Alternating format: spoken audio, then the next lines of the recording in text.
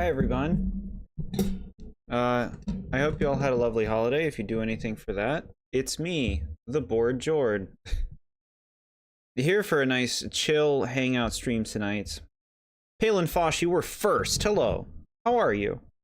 SMA, aloha to you. Live and learn indeed. Nice relaxing Colony 9 night music to please my ears. That's right. You get a point. Good recognition. Very relaxing track. I love me the Colony 9 night and day music. Hello, Dame. Your name is very different this time. How do I know you're the real Dame? I can say now I now see why Disney was upset after the release of Sonic the Hedgehog 3. My roommate and I were watching the new Sonic movie this morning. Best movie I've ever seen. What are you talking about with Disney? What do you mean Disney's mad about Sonic 3? What are you talking about? I gotta know. I'm glad you enjoyed it. That's wonderful. My very old account. Okay, cool. Well, welcome, Dame. I wanted to just kind of jump into a very chill stream tonight, you know, like very like kind of relaxing hangout environment. Nothing too crazy, nothing too high energy. Just chilling, you know. This is a busy week. A lot of driving the last few days, and I got the Valentines to put out, which I got a lot out today. Chat, go buy your Valentine's Day cards. Hi, Sky. Disney made a tweet about their new Mufasa movie, and were for a bit trying to hide replies, saying how the Sonic 3 movie was better. I see. Mufasa the Lion King, huh? I guess that came out recently, huh? Their post even got a community note noting that while Mufasa did beat Shadow globally, Shadow wasn't in every market. I see. Weird. They're upset Mufasa did poorly and have apparently been lashing out on social media, so I've seen in video titles. Apparently Sonic 3 more than doubled in the box office. I'll be honest, like, if somebody was like, you get to see Mufasa or Sonic, I'd much rather see Sonic. I don't know anything about this Mufasa movie. I believe it's like a live action thing, though.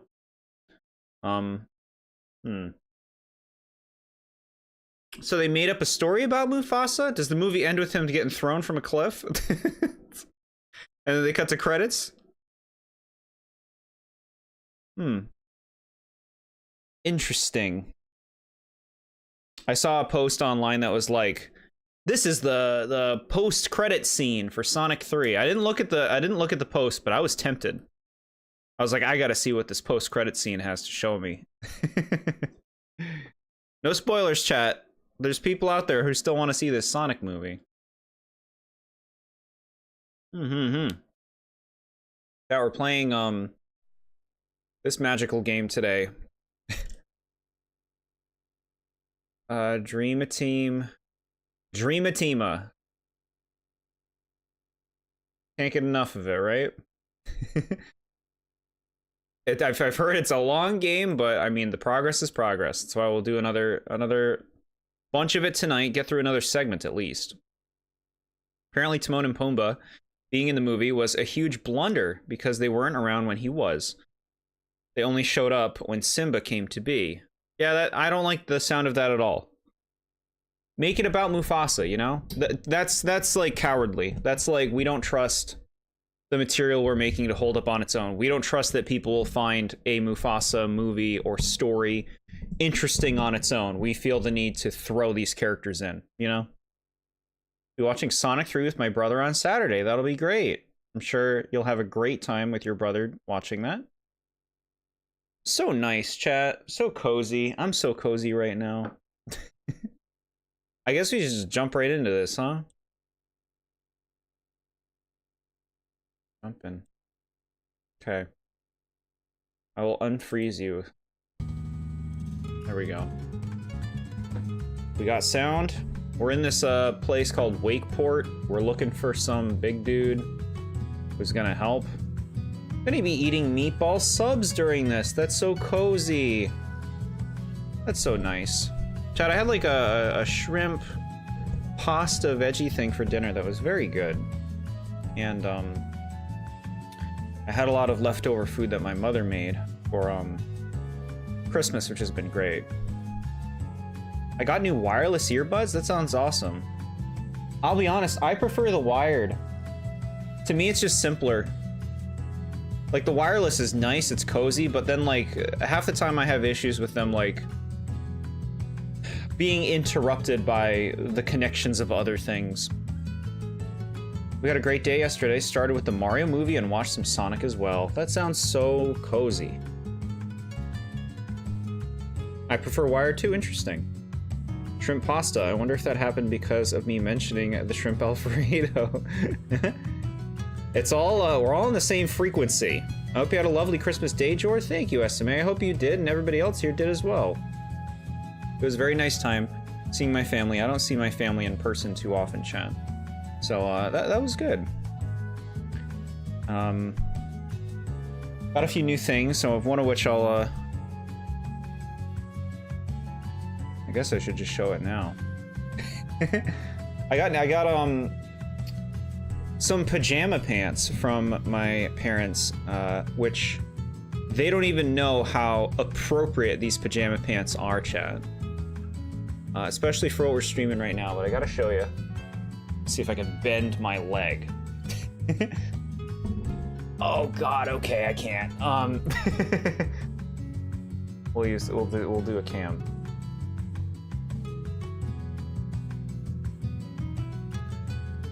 Check me out, chat.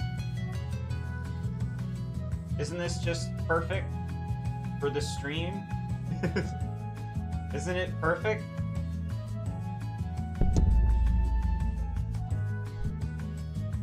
That's perfect. I'll be meaning wireless for now, though, because half of my wired only works partially. I get ya. Trivia was so much fun. I'm glad everyone here was such good sports throughout the whole thing. Yeah, I had a blast playing trivia. I would rather be playing trivia right now than playing this game. But I know that we got to make progress in Dream Team. Right? We got to space the trivia out, even though I still have half of it left. Can you believe we only did half in those 2 streams? Technically less than half by 1 question. I counted it all wrong. My brother got me a $50 eShop gift card and a pair of gloves. That's really nice. I was very not into them too, but I got a pair that was a Bluetooth neckband. The battery lasts forever. Getting that for like $20 is just a better value than so many of the tiny buds. Harder to lose, way better battery life, easier controls having buttons. Yeah.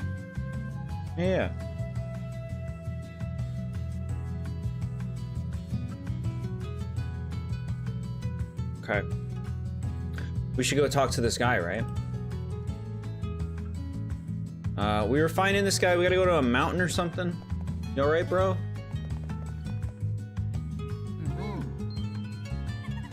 There he is, huh? Big Massive. I don't understand what this name is supposed to be. Is this like a pun? Am I missing this? It just seems like a strange thing. Big Massive? Like Big Massive? Is that it? Is that really what they came up with? I'm holding on to the money for now. Gonna need a little more to pre-order Xenoblade Chronicles X. You're thinking ahead. Big Massive. It is just Big Massive, huh? Weird. He's been napping here all along. Okay, let's wake this guy up. Time to work. Wake up. He's dead. No, his little feet are moving. Wake up! Morning! You're late. Wow, this guy won't wake up.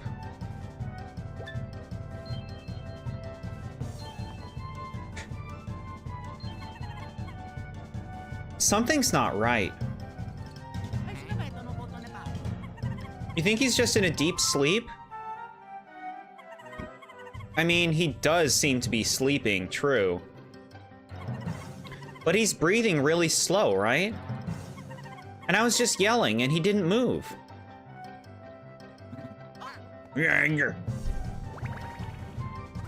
This place. Oh, I see. This is a dream point. This person, he could well sleep here forever. What did you say? The dream points have a very powerful dream aura. It is rare, but sometimes they hold people in the dream. Those who suffer such a fate end up like this one. Except, I sense he has chosen to remain there.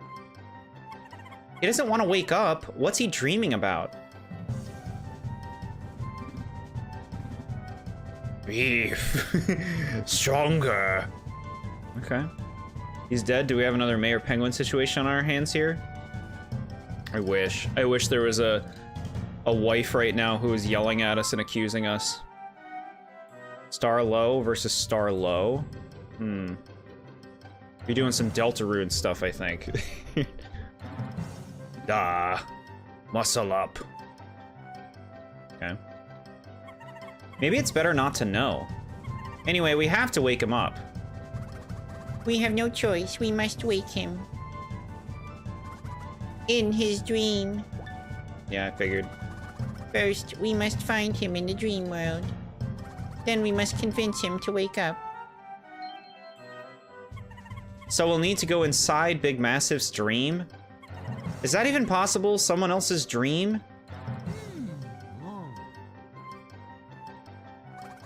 It is. Luigi, please try sleeping next to him. If two sleep near one another on a dream point, it is possible for two people to have the same dream. Perfect! That'll get us into Big Massive's dream world. Very well, Luigi. Lay your head on me. Why can they turn into billows? Explain that part. Undertale yellow, got it.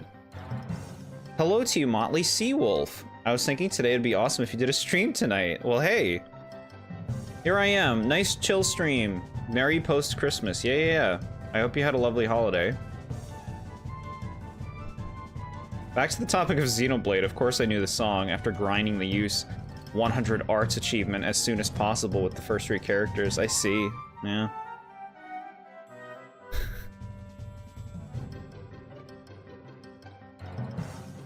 Mario, Luigi, good luck.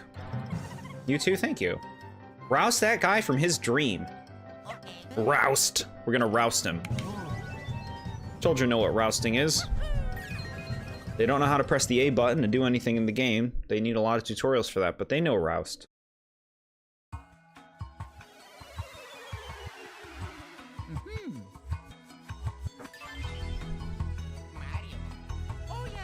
Another dream area.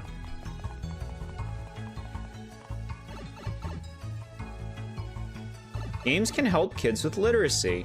Yeah, I don't know how many words I've learned from games. Probably a lot. It'd be cool if they had like a counter for that. Bro, what do you mean? Like a cat, like some, like a... You know, okay, how about this? You know when you like... No, that's too dark. I won't go there. But it would just be, it would be cool to be able to see like all the words you learn. Well, hello there, and welcome.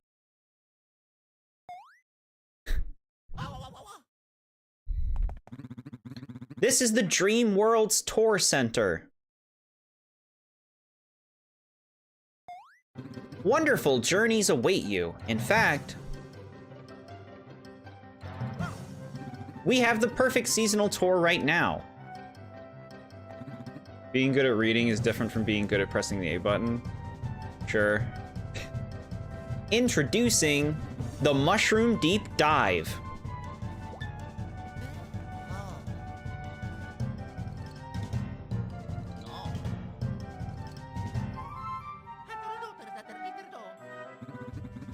Your ask is to hear about other tours?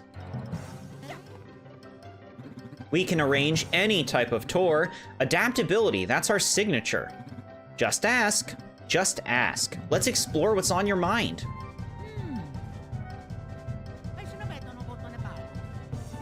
Looking for Big Massive in the dream world, are we? These cutscenes, bro. Wanna wake up Big Massive, do we? So, a tour related to Big Massive, huh? No tour for that.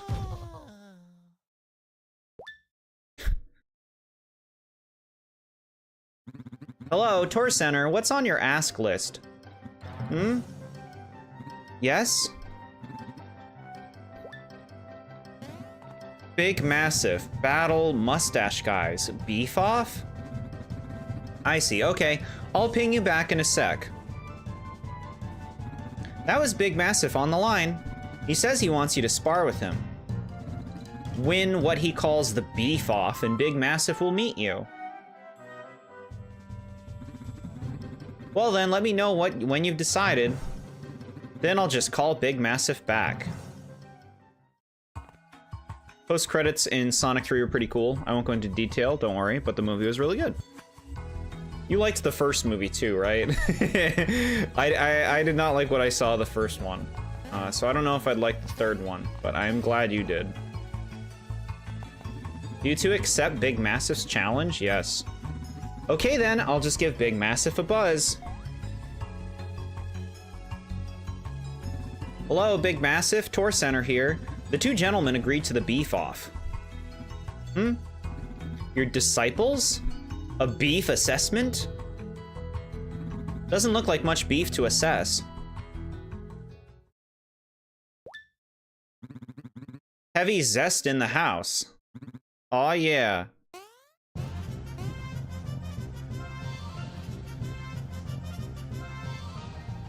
It's one of those, Sorrow Fest. I'd really appreciate it if I could just sit here a bit. I dropped a piece of candy and I am just super bummed. Thunder Sass. Hoorah! Out of the way, move.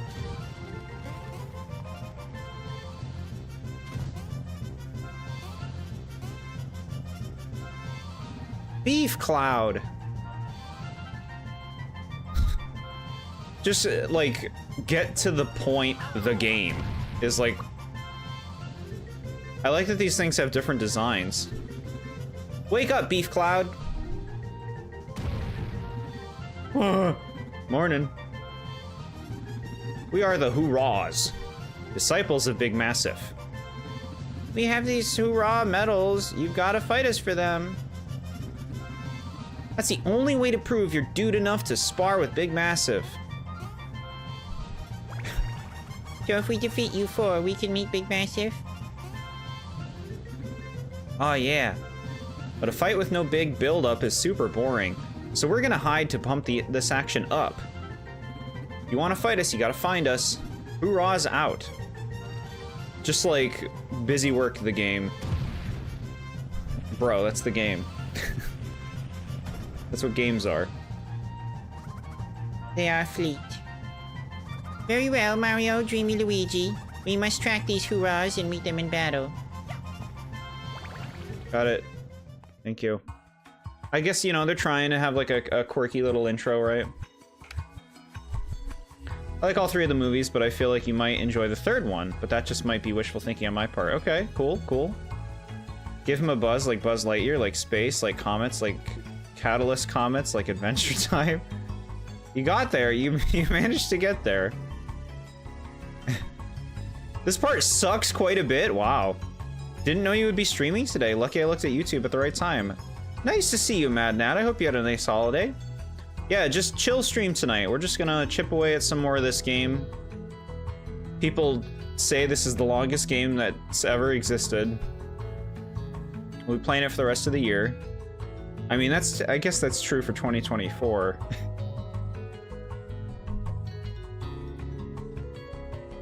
Ooh, hearts. I like the hearts. Yeah, we're in this dream. We're looking for the Hoorahs now. Over here.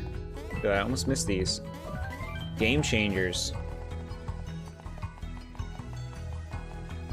Boop, boop. Something coming up soon had me stuck for so long. Wow.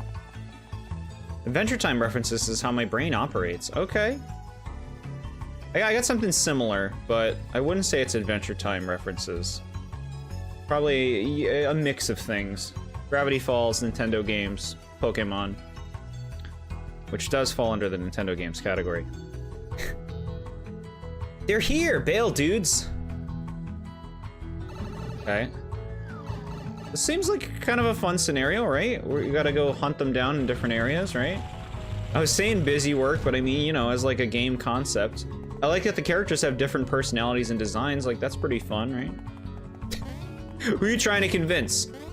Chat or yourself? Hello? You got a shop in your brain? In your dream? Hello and welcome. Take a load off. I don't think I want anything. I'm not even gonna look. I trust I don't want anything. Man, you remember the cute ass save screens from Partners in Time? I miss those. Where it was like the babies in the environment with the Mario and Luigi. Those were so cute. I really liked those. Photos. A mix too, but mostly Adventure Time, yeah. Sounds like you. Does this go? Ooh, we got a clock. This part can be challenging, but I know you can do it, Jord. Thank you so much for the confidence. Tick squawk.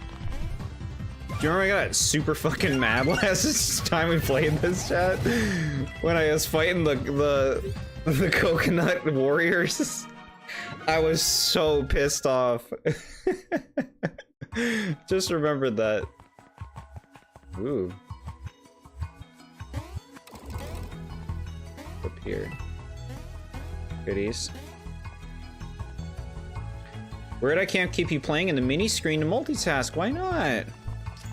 Here they are. The coconut men themselves. Right on time. Okay. Oh god. They're starting their shit. Okay. Stop. Okay. Okay. Look, chat, I'm doing my best for you. Shit. Shit. Then they come forward. I love Partners in Time save screens. Yeah, yeah. So charming.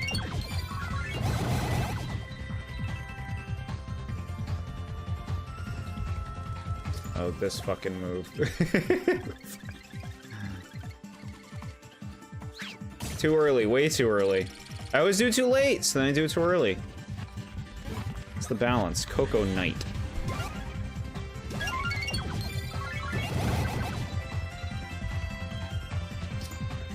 Ah! Trip! No! The devastating trip mechanic, chat. That you get punished twice. They ran away. Excited to see Jord play Forces to see his thoughts on it. Everyone's opinions are mixed on that game, and I hope he can enjoy the game. I'll be honest, I'll be surprised if I like the game.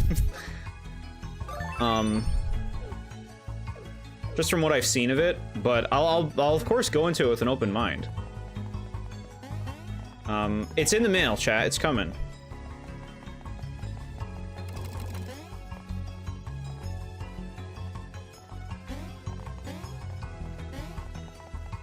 Hell, it's gonna be him.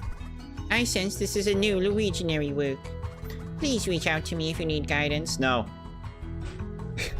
No, I don't. I just want to explore first. Okay, I'll put him in. I'll throw him in.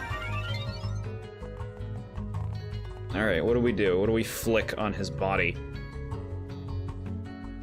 I want to play alongside him and offer as many useful tips as I can if need be. Thank you. Appreciated. What the hell? Twiddle the nose. And it goes that. Do that. Do it. I guess it's happening.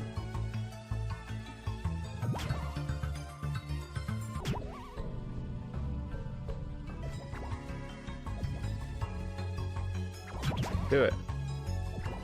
Do it. Forces had so much potential, did it?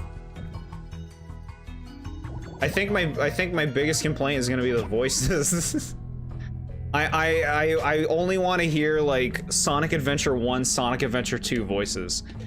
I want to hear like an actual little boy talking as Tails. I don't want to hear some 45-year-old lady doing a little boy voice. I don't want to hear that.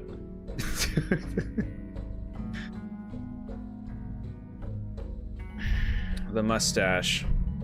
Recently got Brothership and am enjoying it so far, but oh man, I heard people talk about the game having a slow start and assumed it was like Dream Team's opening. I was completely wrong. Wrong how? I'm curious. You can explain, like, how is it a slow in difference? Use the Japanese dialogue? I can't do that. I don't want to hear that. I can't hear the Sonic characters talking in Japanese. That'll be pain too. Infinite has a cool voice as well as Shadow. I only like Shadow's like Adventure 2 voice. I'm a closed-minded boomer when it comes to the Sonic appreciation. Who does Sonic in Infinite? Wow. I see. Pulling the left side of the stash makes Mario slower. Oh, I'm affecting Mario, not the environment. I understand. Okay, great. Well, I see. Pulling the right side of the stash makes Mario faster. Oh, look at me go, chat. Oh, we'll beat this game tonight at this rate. This Luiginary work alters Mario's movement speed. Touching Luigi's nose seems to reset the speed. Let's use this power to get through this area. Yeah, that is how the game works. Roger Craig Smith. Is that the Sonic Boom one?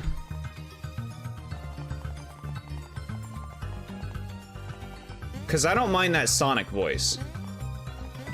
If we have a good Sonic voice, that's something.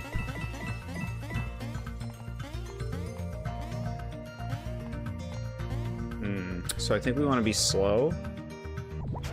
Do it. Okay. Let's just say they give you your first Brothers move 4 hours into the game. Oh boy. These games are made to just take up your time. Well, you get your money's worth. That's like the tagline on the back of the box of every Mario and Luigi game. Well, you get your money's worth.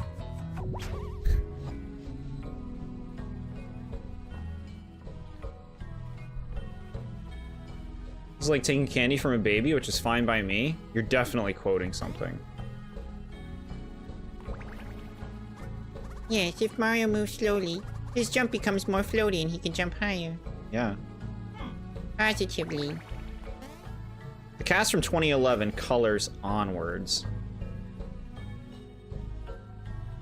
Alright. Is Amy gonna sound stupid? Because I love Amy's adventure voice. It's so good. If she doesn't sound like that, I'm gonna be so mad. I'm gonna be so particular with these voices, chat. I can't handle change. I hope we can see you play Sonic Colors at some point, just so I can have a laugh at one of my favorite lines in video games. Win more trivia. Win more trivia. You had the Adventure cast, the 4Kids cast, then the 2011 Onwards cast. Okay. Yeah, give me the Adventure cast. They all sound good in Adventure. They all do.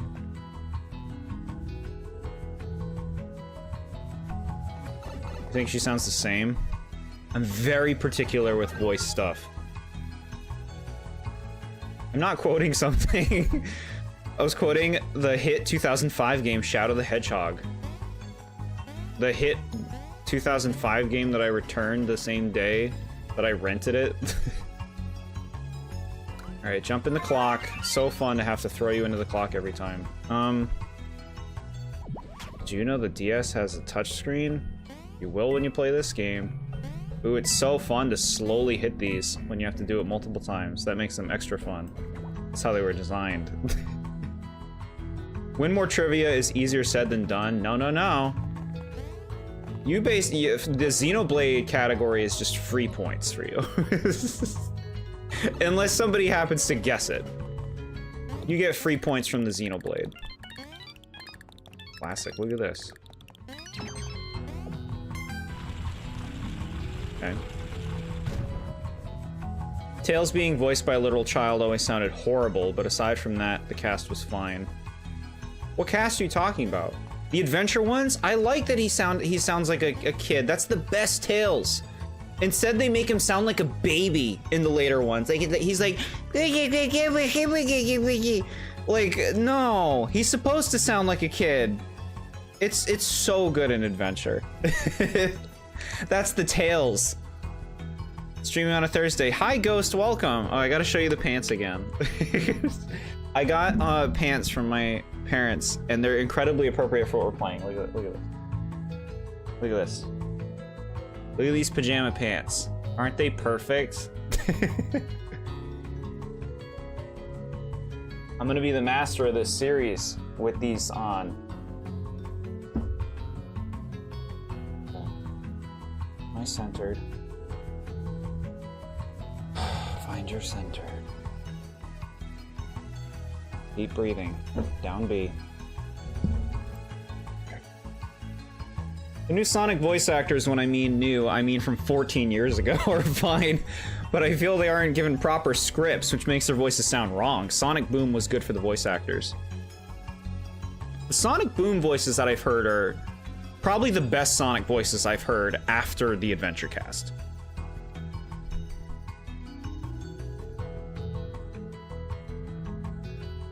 What did he sound like, Jord? I'm not sure who you mean at this point. Tails? You say that, Jord, but I think him sounding like a babbling snot-nosed brat with a cold is not better than someone that just makes him sound vaguely young male. It's a big peeve. I hate all of that voice casting all the time in any game. I do not like when... I understand why it happens. I do not like when adults voice children. Especially like little boys, because I don't hear little boys. They don't sound like little boys. They think they do. They don't. They sound like women trying to do little boy voices. That's what they sound like. It drives me nuts. I understand why they do it. I don't think it would be hard to get a kid to do it who wants to do it, that doesn't have a problem with laws. I don't think that would be difficult. Give me the authenticity. I can't with like the, oh, I'm a little boy. I can't. 10 out of 10 pants. I'm glad you like them.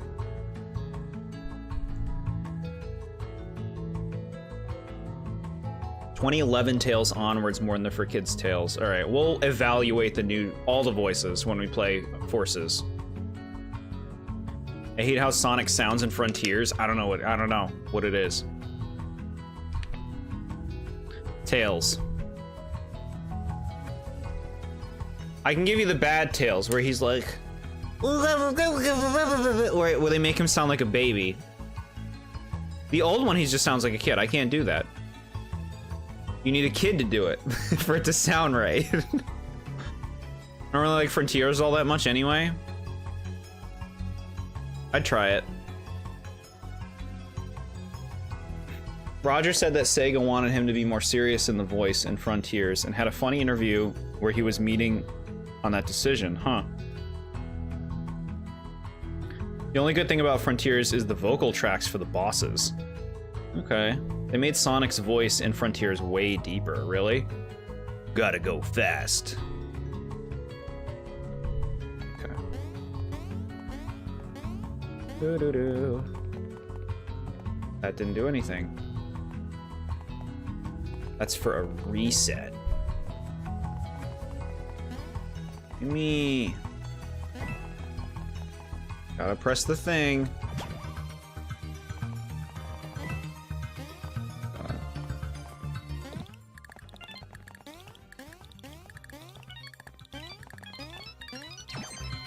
Man, that is just like right out of New Super Mario Brothers, the sound effect for those coins. Which I guess is right out of Yoshi's Island. Steady, danger! Danger! No bump! characters in this game are so annoying. Big Massive, Niet Niet, is Little Massive. What is massive exercise? Little cold cuts cannot tell. Is high altitude training for heart? Sometimes true muscle must climb to high places. Is where courage lives. Is beef test from daily life. But now I change mind. Is no way, yet. Is too scary, big scary. If landing could be floaty and easy, well. Is easy beef stew then? Basically that deep? Okay, good. Gotta go fast.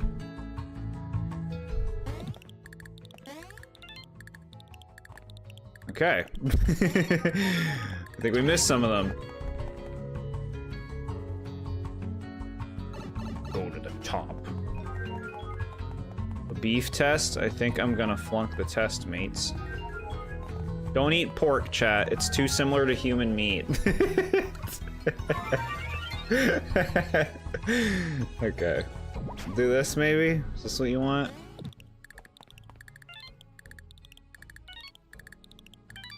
Okay, I'm doing it, chat. I'm doing it. You're dirt. You're dirt for that. You're dirt. Okay, I got it. We can go that way now. What is in this pipe though? We gotta go down. Droid, I think that second gotta go fast might have still been too high pitched. I might find some quick Sonic voice comparisons for you.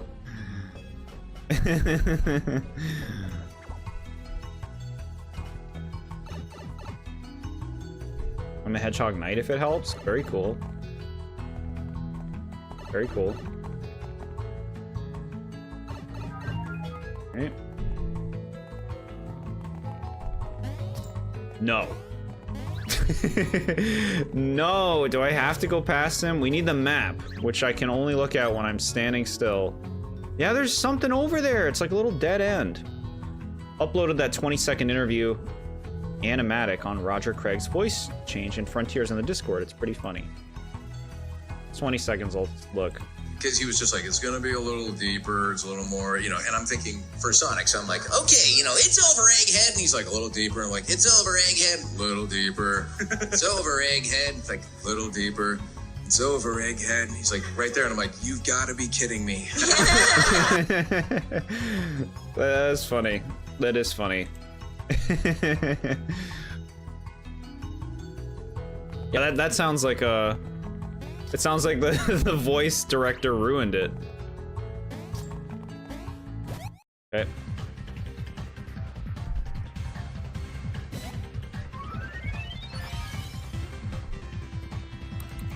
What? Not this again, bro. I hate them, chat. I hate these enemies. No, I hate them. I hate them.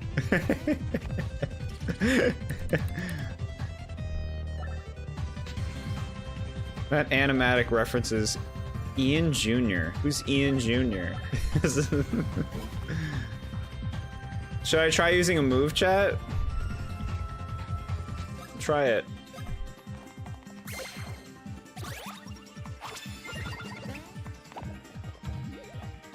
Oh, frig.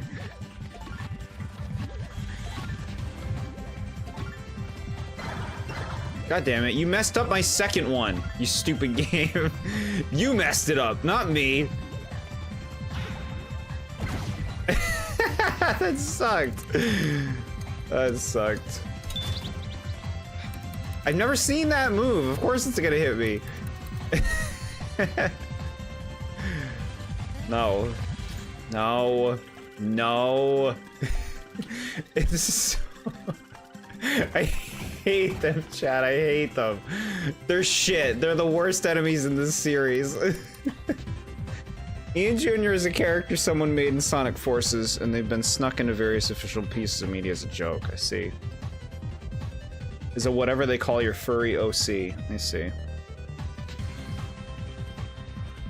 I want to know what the director was smoking to have Sonic have a deeper voice. He must have had a really different vision, right? I would hate that too, though. If I cared about the Sonic series, I would hate that. Playing that game and Sonic's super deep voiced.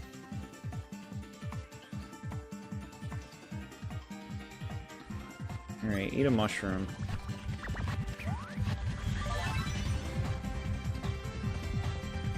What? What are you doing? Alright. Just leave. Stop it. Stop doing this. Stop. No, stop it. I hate you. I hate them. Stop. Fuck you.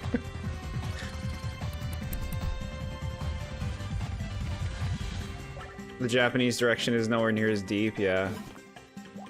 They had their priorities straight. Get out of here, Tick Squawk, or whatever your name is. Oh, my favorite. Okay. I did it, chat! I think that's the first time I've ever defended that move successfully. How do they take idle animations out of the North American version? That makes no sense to me. Assholes. Assholes. Call my Sonic Forces avatar Night Fang. You gotta name that thing? Alright. I believe Sega wanted Sonic's story to be serious in Frontiers. Which it is in that game, but they overcompensated by also making Sonic's voice be more deeper, having the opposite effect to most people, yeah. Jord is getting angry already and we've just started. I'm ready to be at Endgame. In Dream Team. I'm ready for Endgame. You guys just have me thinking this is like, I feel like I'm 5% through this game right now. Because everybody says how long it is.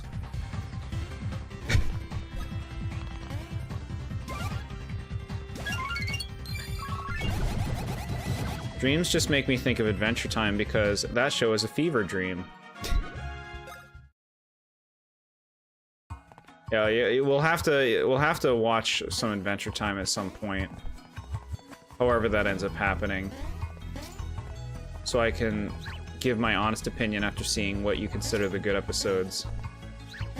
And then you'll be like, oh, he hates it. He's such an a-hole. Okay. Okay. Okay. Asshole. Okay, okay. I defended one, I'm happy. The idle animations were too goofy, not serious enough. Like, so the North American team wanted it to be serious, but the Japanese team didn't? That's so weird to me. Different versions just going for different tones? Is that how games are supposed to be?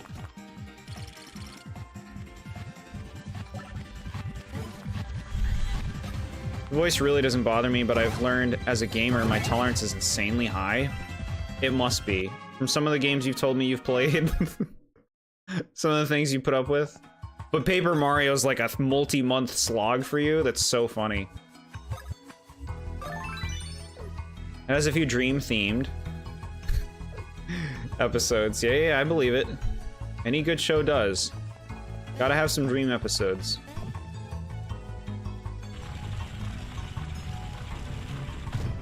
You don't name your avatar, they're just called Rookie. I just want a better name, so that's what I call him. Oh, okay. Rookie. Sega of America and Sega of Japan have always been like that. Like this, I think, huh? Okay. By Kirby logic, the diff version diff tone thing makes sense. I don't like what they do with Kirby. They make him an angry little Kirby for North America, because they think North America is an angry country. People won't buy Kirby if Kirby is cute. They want a real man's Kirby. That's how it feels, you know what I mean? I hate it. It's like, come on, bro. Kirby's adorable. People want to play a cute little Kirby game. Not everything has to be so angsty.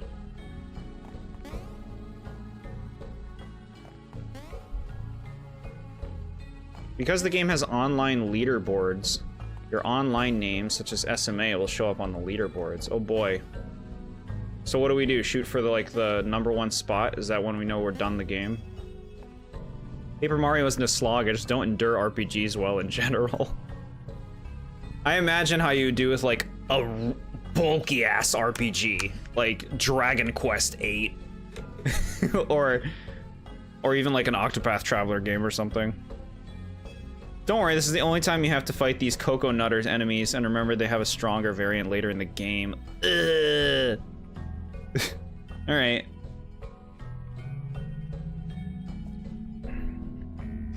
Yeah, they made the Kirby pissed off in the box arts. I'm like, come on. That was like such a product of its time. Like Mario with a tattoo.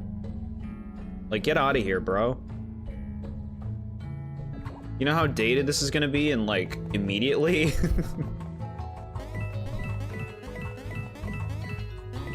And the game right now is like, oh, I bet you wish you did the speed up one to hit that block. No, I don't care. I don't care that much. A hardened Kirby.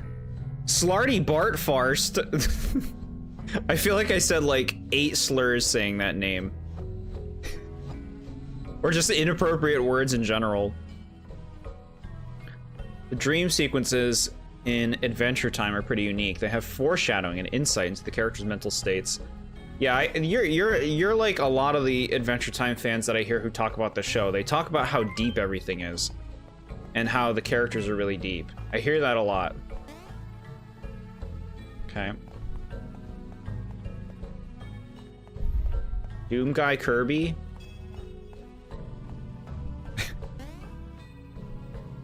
Mario and Luigi doing the arms crossed pissed face render.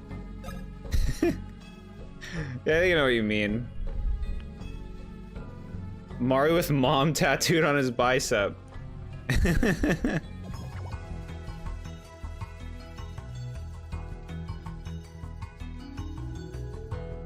Yeah, it ain't right. It's such a product of its time.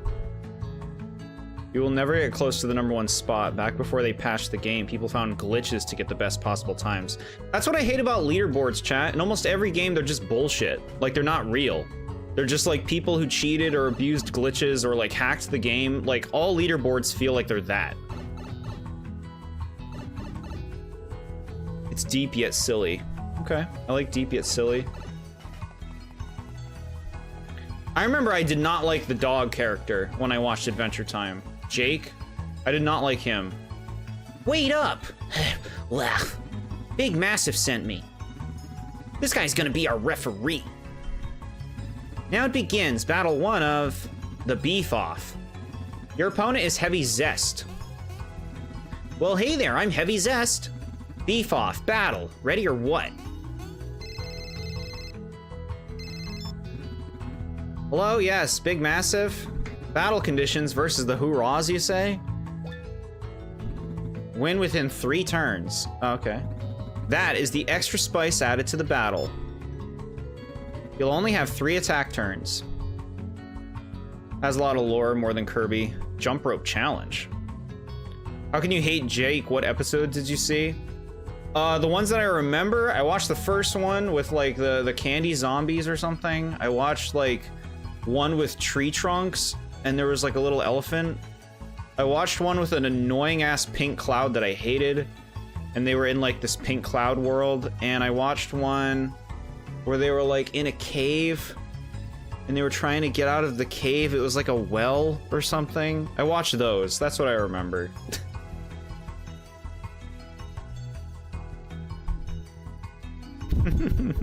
Yeah, I'm not here for the butts and fart jokes. Gravity Falls doesn't have butt fart jokes. You know what I mean? You'll only have 3 attack turns. You must win the battle using only those turns. And you must defeat all of the secondary foes as well. So says Big Massive. Gonna be fun. Aw, yeah, battle time. Beef off. Well, what will you do? You sure you don't want to give me some more dialogue boxes before we start the fight? Beef off, beef off, beef off. There we go. Here's a bunch more. I've seen those glitches too, but no one can do them anymore unless they didn't have auto updates, yeah. BEEF, off. Now, let's do it. Let battle number 1 begin.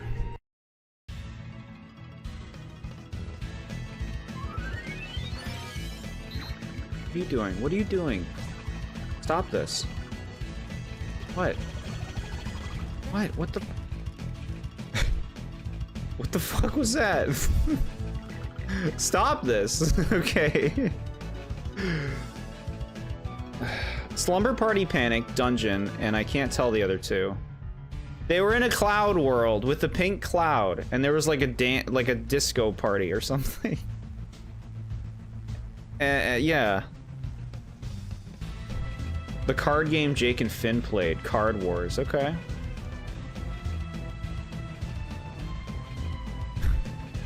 These early storylines shows like Adventure Time and Steven Universe does this thing where they start off a goofy show and then 2 to 3 seasons later turns more mature. Yeah, it's become popular. Steven Universe did that big time. The first season of Steven Universe is like complete nonsense. It's so different than what it ended up being.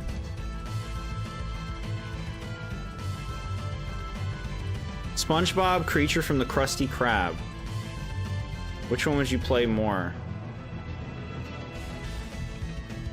This fight sucks, oh boy. Should I make a save state? I'll do it.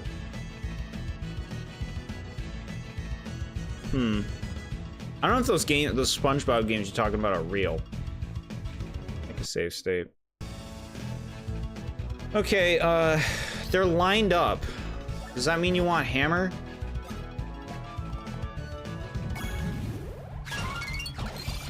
That seemed good. What are you doing now? Asshole. His speed slowed down when he got close. You misled me.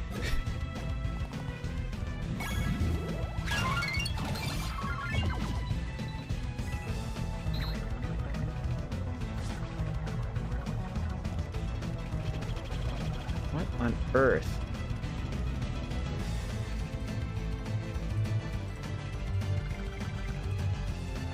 Okay, so now a third turn. Bro, I hit the thing! I pressed the button! Stop. You've taken 3 turns. This battle must reset. Ooh. You must win this battle within 3 turns. Keep that in mind. You run out of turns, you can try again or give up.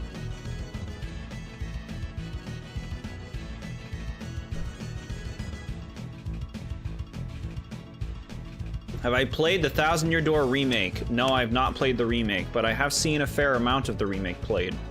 And I sampled the music, and I think that they're all downgrades.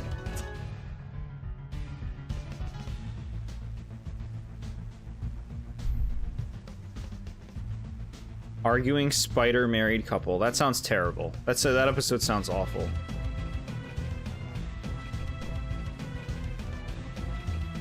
You're making me hungry talking about Krabby Patties, chat. Making me want burgers. You admit defeat? No. You can try as many times as you like. I underestimated you. Let the battle... Chat, if there's a gimmick to this, chat, just tell me. Or can I just beat it? Like, or is there some bullshit to this? Is there a trick to this? Because I'd like to just know.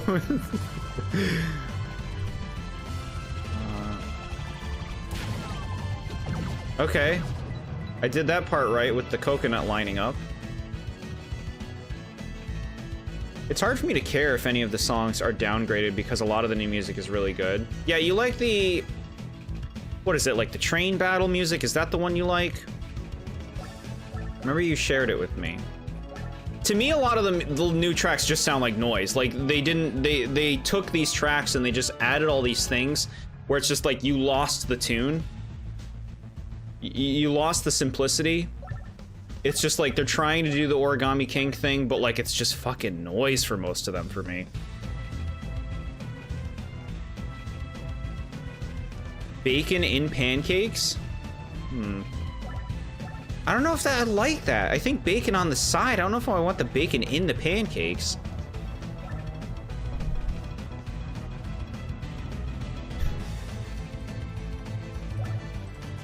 Alright, so maybe there's no trick to this. Maybe it is just trying to beat this guy up. Should I be using these? Like, I'll try the ball.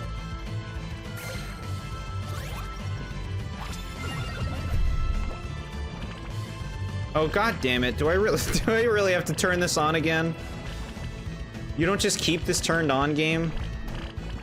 Or emulator, you don't just keep it turned on? Oh, bro, you're not using it right.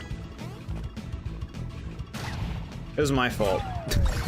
I'm complaining at it when it was my bad.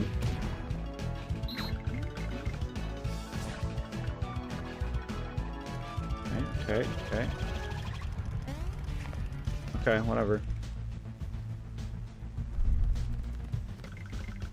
Chat, I love breakfast food. Want waffles all of a sudden? Yes, chat, yes.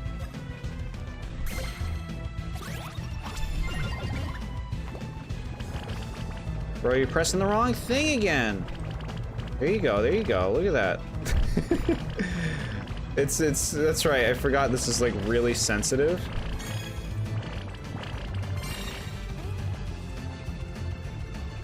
Yeah, that always happens. That always happens. I always fail to line it up because it's so sensitive. Yeah, I don't know about that move, game. That move seems like bullshit. Chat, there's no trick to this? Nobody said anything. Do I have to use the Luiginary moves more and actually hit the thing?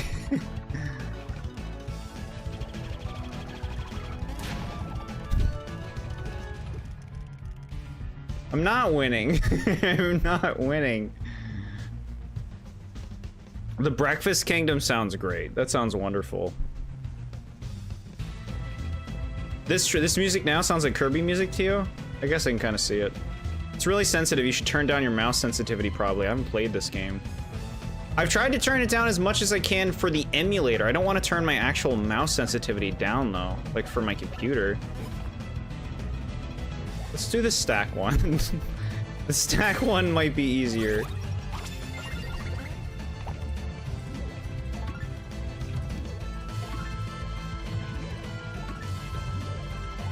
You're so good at this. You're so good at this. Bro, that sucked. Clearly I'm not doing it right. 46?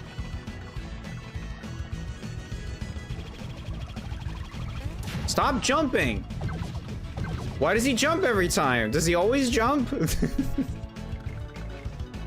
Is this the part that sucks? Please let this be the part that sucks and tell me the part that sucks isn't later. Me and my roommate raced Mario Odyssey a few years ago and I won about 3.5 hours. I haven't played this since I quit so long ago. Mario Odyssey's so fun. Try slow motion on the Luigi ball. That's an idea. Do I really want to put that amount of effort into this?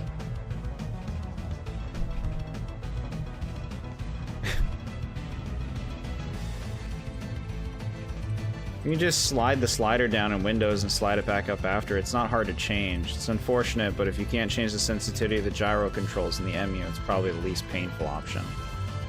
To press B on the enemy when the jump happens. I thought I did! I thought I did.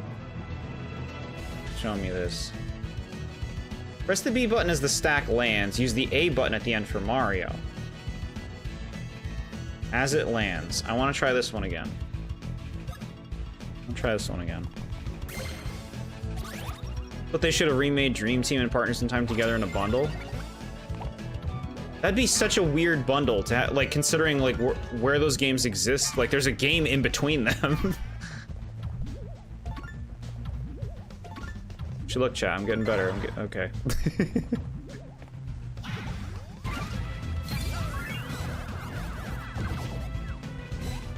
Okay.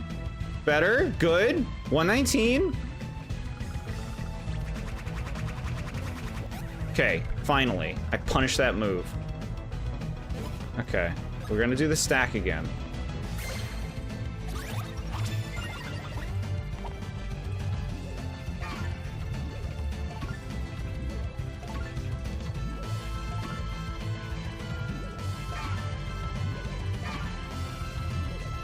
Okay.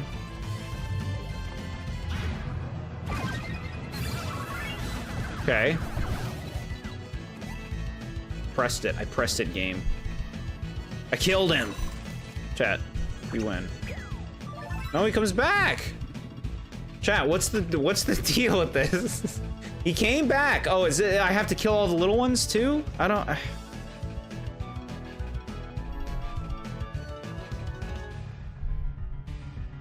It's somewhere around here that forced me to quit the game. I got so effing tilted that I didn't want to play anymore. Same as what happened with Sticker Star. Wow.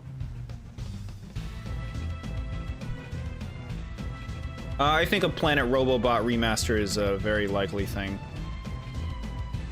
Though I do think it would be a shame for them to just jump right to Robobot and not do Triple Deluxe. It's like saying they should do a bundle on Paper Mario 64 and Super Paper Mario. Yeah, that'd be strange. Dream Team feel like a better polished Paper Mario Sticker Star. There are some people who would be so mad about that comment. I wish Yoshi's Woolly World would come to Switch. It's inevitable. It'll happen. It'll be like the Poochie one too, the 3DS one. Watch the Adventure Time openings, they're really cool. I've seen the original, it's some fucking hipster with his and he thinks he's being so funny. Both games are considered the weakest. People consider this the weakest? I see people who love and hate different entries in this series. People hate Paper Jam more than this. I'm pretty sure. Nobody played it. You gotta hit 3 good Luiginary stacks. If you do 3 greats, you'll probably win. Okay. So one fight sucks, the other fights aren't as bad. Okay, good. Paper Mario 64 is a classic, you're speaking my language. It's like a top 5 game for me. Alright, we do it again. We're getting better at the stack thing. Oh, you love this move. You're obsessed. You're obsessed. Stop jumping, bro. He jumps every time.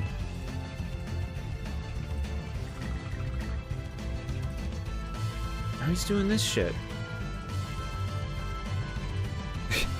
I guess you want me to do the ball when you do this?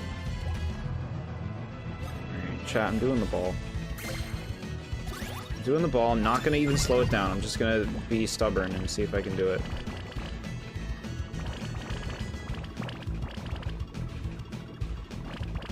Just focus on lining up at the end. Shit, bro, stop! I'm barely moving you! Hate you. Fucking hate you, game. I fucking hate you. I fucking hate that move, and why is the gyro like that? Like, stop jumping. Why is the gyro like that, though? Like, I don't understand why it's tuned like that. It's ridiculous. It's like unusable. Why would that be the default? And it's like, okay, well maybe your mouse sensitivity. No, my mouse sensitivity is what it was when I got the computer.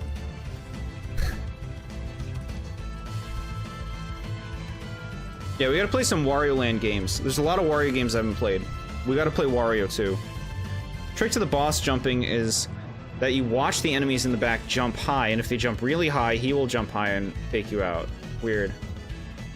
I'm not sure I fully understand that. I'd probably agree with you on that. I don't like Wario Land 4 at all. Wario Land 3 is fine, but pretty annoying. It's kind of hoping Up Shuffle Thread Pass was gonna come up during the music part of the trivia because it's my favorite song in Yoshi's Woolly World. We only did half of the stuff. Although I can't think of that song. But there's a lot more trivia to go. 20 damage badges, that would be work. I feel like we can beat the guy, we just gotta beat the cronies too, right? Gyro has always been flawed, and I have no idea why they thought it was a good thing. They're trying to be different. This is why Dream Team has a lot of issues. You can turn down the gyro sensitivity. What's the it's as low as it can be. It's as low as it can be. Because I've tried that. Like, it says 0.01. And it does not go lower. It doesn't go lower. What about Keezer?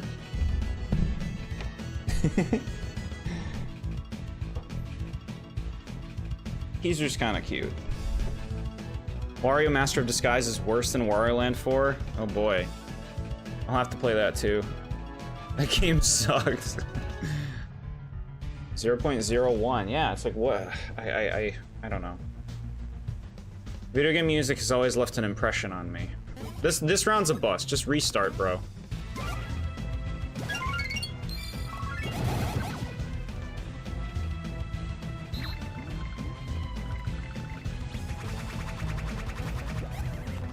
Okay.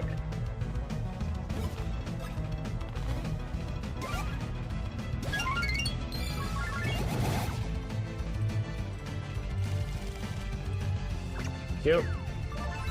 Use the Luigi stack move on the main guy, worry about the cronies last. Okay, I like that plan.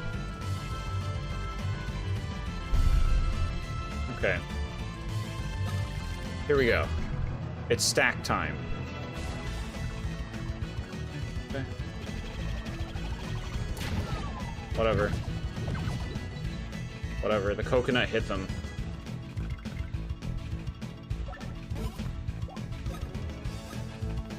Heavy zest, okay.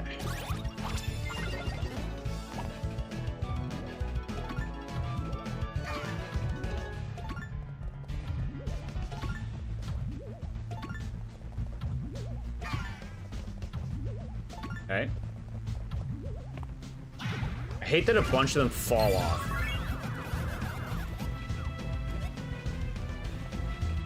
Good damage.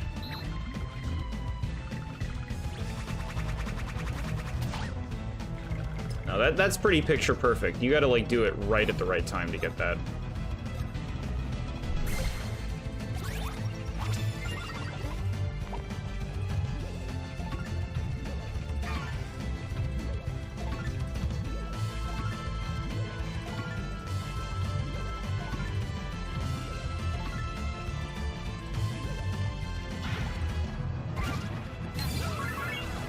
Good.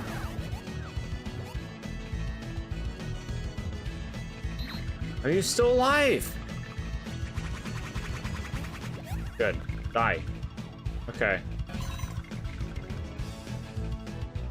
Well, I don't know what I should do to kill them.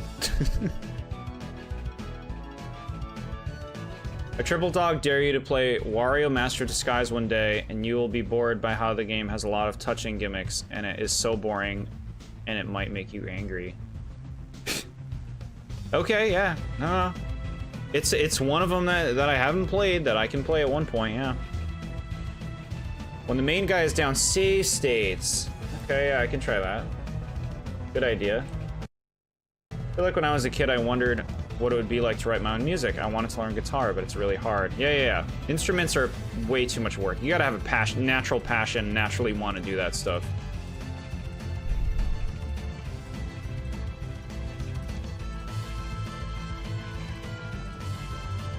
Sure, all fair picks, Cartoon Retro Boy, for your Nintendo failures. I don't know how many people I know personally who play guitar left-handed. Sounds difficult, but I'm not left-handed, so that's why it sounds difficult. Don't they let you steer the jump for the stacking? I noticed you just seem to try to jump. Yes, I noticed that when I try to steer, it complicates it, and often it makes it more difficult for me. Like, it's just easier to just focus on the jumping.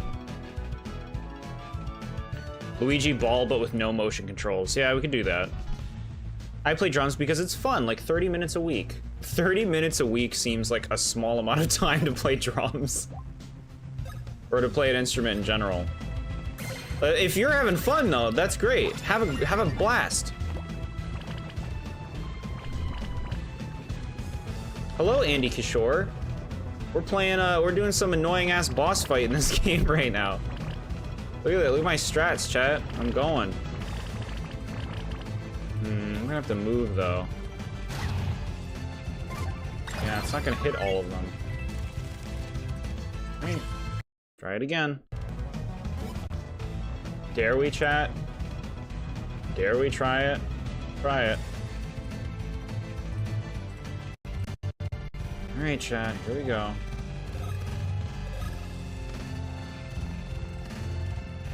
I'm right-handed in most things, but in doing air guitar, I've consistently done it left-handed. Weird. I'm learning live and learn, that's fun. Oh my god. Chat, it is not any better. It's still really hard. Go over there! God. This is awful. Oh. Pain. Curse you. Curse you. The developer who did this part.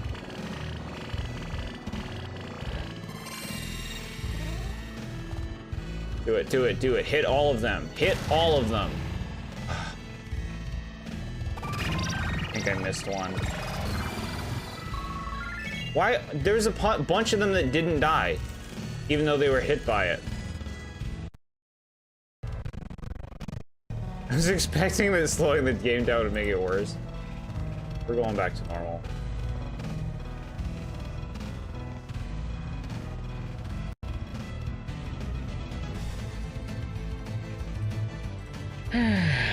My 5 least favorite Super Mario games: Paper Mario Sticker Star, Mario Strikers Battle League, Mario Party 10, and Wario Master of Disguise. Oh, and Mario Brothers Lost Levels. I would easily rather play Sticker Star than half of these Mario and Luigi games. Easily. I'd easily rather play Mario Party than these Mario and Luigi games. Mario Party 10, throw me in that car. At least it's a freaking 20-minute game.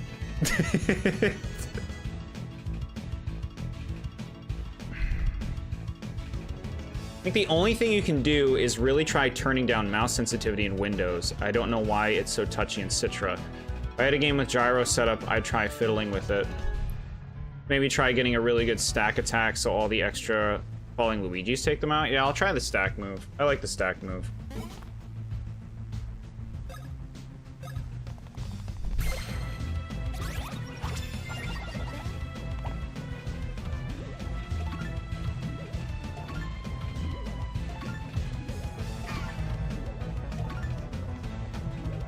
Right.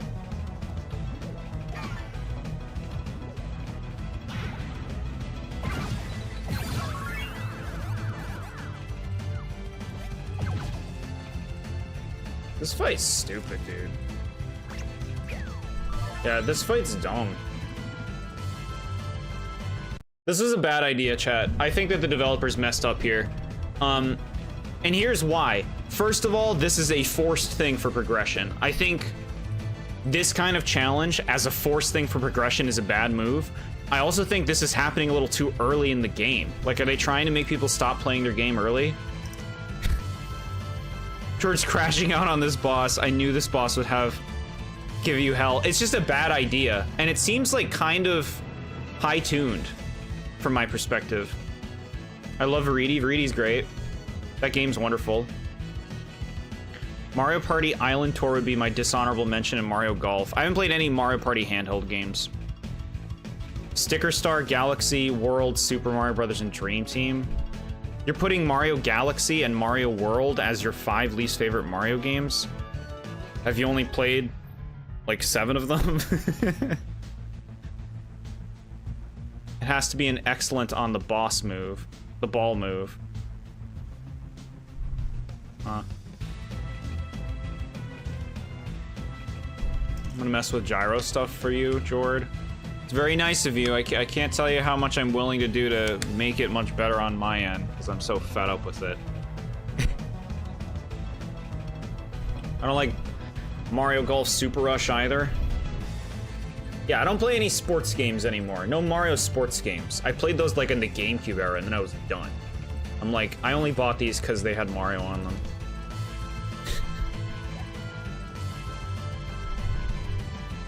Greedy has the same VA as Princess Bubblegum. Oh yeah, you're right, huh? I associate that with Starfire, not with Princess Bubblegum.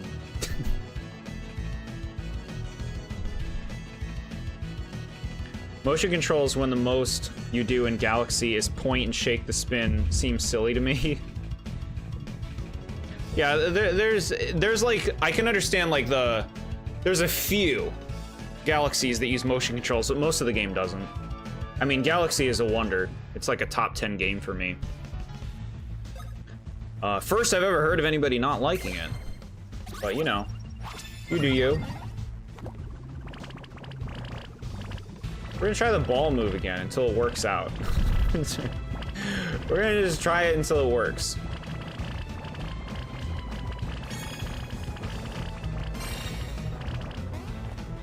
Okay, okay, really lined up. We did it, chat. We did it. We lined it up. The stars aligned. The Luigi's aligned. And I can understand not finding World very fun. I'm not a big fan of 2D Mario for the most part, so I can actually understand that quite a lot. Like, I do not like Super Mario Brothers 3, chat. That's considered one of the best games ever made by a lot of people. I actually think the game is really unfun. I just do not like the way it's designed. I don't like the levels. I don't like the way it looks. I don't like most about Mario 3. Not a 2D Mario fan. So I wonder is my favorite Mario. My favorite 2D Mario. Because it's like, oh, look, they actually made a 2D Mario that's fun. By making it really creative. And not focusing on the terrible controls of Mario. Like, you know how I rag on Mario and Luigi on this series and constantly compare it to how Paper Mario is better? 2D Mario, that's like what Donkey Kong Country Returns and Tropical Freeze are for 2D Mario to me. Like, Donkey Kong Country Returns and Tropical Freeze is the Paper Mario to 2D Mario games, Mario and Luigi. Like, I'm like, just play Tropical Freeze and see how to make a fun 2D game, Mario creators, please.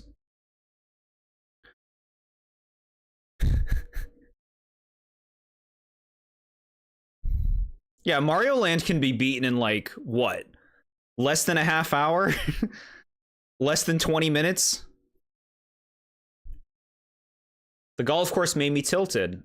Yeah, you have to tilt it. They're trying. They know what they're doing. But no, yeah, I can totally understand getting aggravated with that. I think that stuff is pretty easy to control once you get a handle on it. Haven't played 3D Land myself. That's kind of on the list. Hating the ball in Galaxy I get, but hating Galaxy for 2 optional stars or the really basic motion controls is something I couldn't really ever empathize with, yeah. Yeah, they don't bother me. The evil has been defeated. Yes, I'm very happy about that. Thank you for all of your guidance.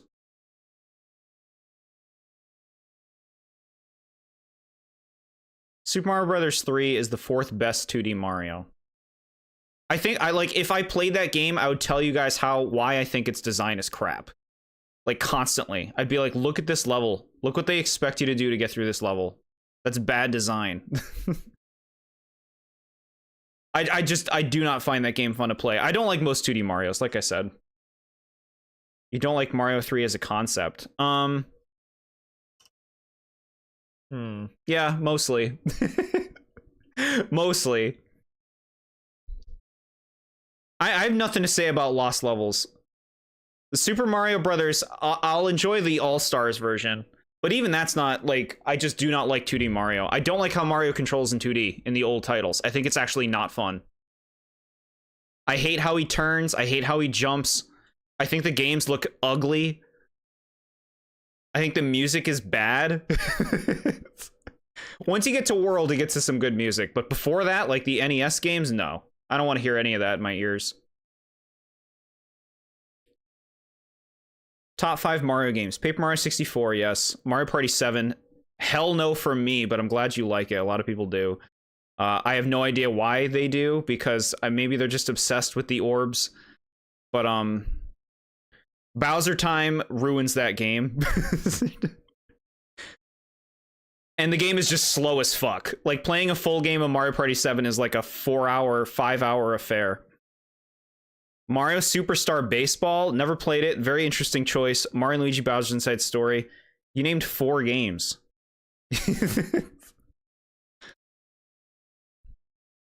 Picking Bowser's Inside Story over any Paper Mario game Except maybe Sticker Star and maybe Super is just ludicrous to me. Like, I can't imagine wanting to play Inside Story over like Color Splash or Thousand Year Door. The space theme in Land 2 is wonderful. That's a great one.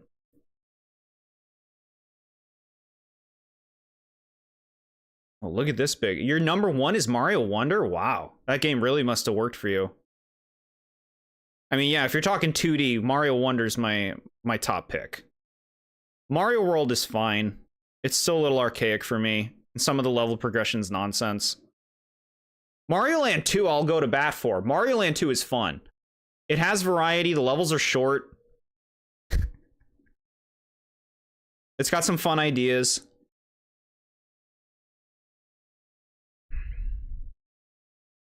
People who played Mario 1 and made Mario famous, but the 2D games aren't interesting enough to have me invested in them. It just seems like junk food gaming. Yeah, the 2D games are boring. Most of them are boring.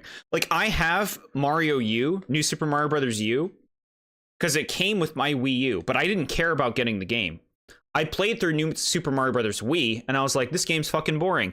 And when I got the U game, I'm like, I have no interest, I just want the Wii U. I've never beaten that game. I've tried several times to get into it. I've done the first 2 worlds, I do the Cake Desert, and then I'm like, I don't want to play this anymore. I've tried multiple times to finish New Super Mario Bros. U. It's something we could do on stream. It's another thing I could complete on stream.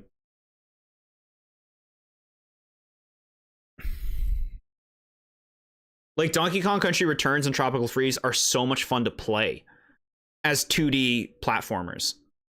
Like, it's just such a better feeling of movement and control. It's so smooth.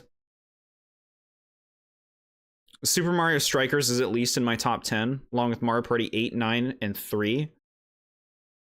I'm with you on 3. I'm certainly not with you on 8.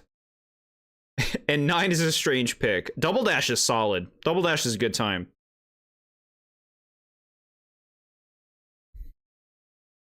Odyssey, Wonder, Mario Land 2, very interesting to put that in your top 6. Galaxy, Inside Story again. Like, what? You're putting a Yoshi game in here? Yoshi's Crafted World? I haven't played that one. I do not consider Yoshi games Mario games, personally.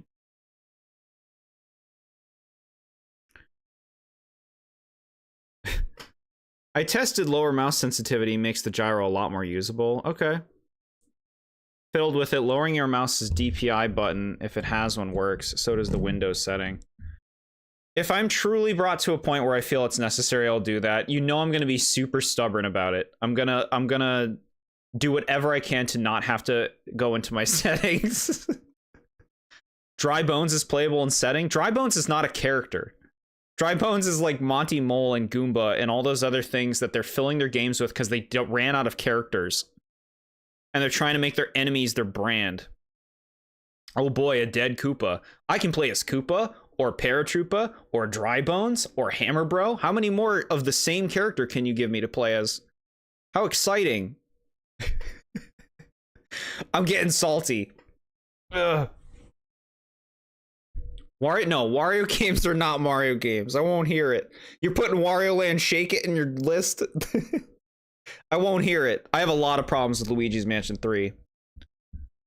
Mario Golf GameCube? Are you listening to games that put you to sleep? Thousand Year Door just showing up now on your list. This late. No, Mario Party 6 sucks too. Chat, why do you like the GameCube Mario Party so much? They're so fucking slow. They're so slow. Ugh. Mario Party 4, ugh, you like those boards? they're just like these clinical cold planks. Ugh.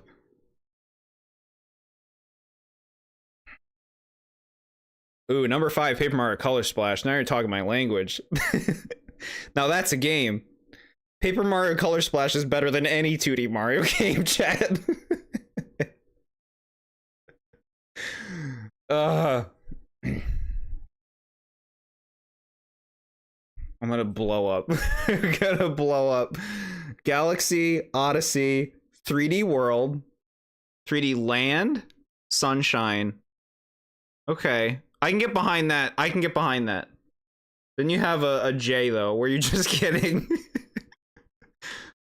Mario Party 7 is probably my favorite just because it feels like the most polished one. How though? The minigames are so boring. Is that the one with the fucking game where you just jump into coins and get jump into blocks and get coins? Is that the one? It's either that or 6. They have like, I just think the minigames are so bad in 6 and 7. Like they're not fun. I have to look at a list. 5 favorite Mario games to me. Here we go. Number 1, Mario Galaxy 2. I respect it. Not having to collect the green stars. Very funny. Mario Kart 8 Deluxe. Nice pick. Mario Kart 60 or Paper Mario 64. Very good. Mario Party 3 with friends. Yes. Original Luigi's Mansion's a creative choice. I respect that game. It's too small for me to like consider it something special to me. 9 has some fun mini games. I think the mini games are pretty good in 9 and 10. I'll give you that for those Mario parties. 8 has Shy Guys Perplex Express. I like that I can play as a blooper in 8. If I'm going to compliment 8, that's what I'm complimenting. Shy Guy is playable in 9. Oh boy, another basic enemy with no identity. So fun. Says you who rather play Mario Party 8 and Mario Party 9, huh? Not 8. I'm not defending 8. Mario Party 9 is a breeze. I don't like the N64 ones. The board maps are low res enough I actually struggle to read them. That's the charm. You need that. You need to barely make it out. That way your imagination can do the work and makes it the best game that can never be beaten. You think that's in 6? Okay. 6 had bad mini games too. What do we got? Odyssey, Galaxy, Galaxy 2, 64, Bowser's Fury, 3D World, Sunshine, 3D Land. That's a list I can get behind, Cartoon Retro Boy. That's a strong list. It's probably similar to how I would order it.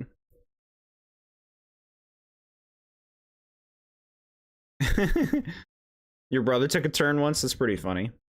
8 is a lot more fun being able to use a controller. 8's honestly a decently balanced game when you don't have motion control jank. I hate the presentation of it. They have like casino like golden borders and shit. Like it looks so clinical and business. It's so charmless. And like the music is annoying and the announcer, that fucking guy who's like I don't want to hear that guy. Where's Toad? And the stages are annoying. I like the Koopa one. Everybody likes the Koopa one. I hate the Boo one. The Boo one's awful. I never want to play on that Boo stage. If you don't count Luigi's Mansion, I would say Odyssey is my 5th favorite. I like Luigi's Mansion because it's a short game that is excellent to speeding to me. I see. Odyssey, yeah. Heck yeah. Yeah, you picked a lot of games I dig. Mario Party DS, haven't played any of those. I don't mean the board graphics, I mean the map they give you of the paths and stuff. At 240p or whatever, I can't read it. That's the art style, it's intended for 240p. It's not because of the hardware limitations, they chose that as the art style. We got here. Oh, treasure tracker, you're gonna make me throw up. Chat, you're gonna make me throw up. Color Splash, yes. Mario Galaxy, I like it. Origami King, that's a fun one. What is these Bowser's Inside Story picks? I don't know, I don't get it. Did we play the same game, chat? What was your favorite part?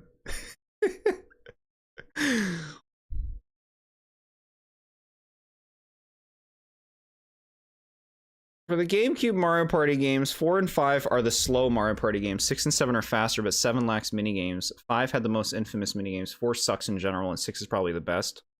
I think they're all so charmless on the GameCube. They have that, like, copy and paste plastic Mario style to them that they used in, like, every game in the GameCube, and I just think it's so, like...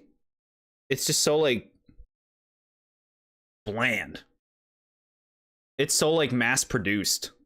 It's like, here's another one. We made a 7th one. Have fun. Use the microphone for 5 mini games. Half of them are just broken and you can't win. As long as you know how to dodge the cannons. Bro hates Ballyhoo. The one good thing about Mario Party. I like Tumble. Give me Tumble. I don't want to see Ballyhoo. I want Tumble. Tumble should be playable in Mario Kart. He'd be my main. Are you kidding me? I'm a pink gold peach main. If Tumble was in Mario Kart, goodbye pink gold peach. It is Tumble forever. Oh my god, you guys are just going off with these opinions. Mario Party 6, no. 7, no. DS, no. 5, no. No. Oh my god. No one likes Mario Party 10. It's got some good mini games. The Bowser mode can be funny when you're like playing it with some friends. It can be funny to play the Bowser mode.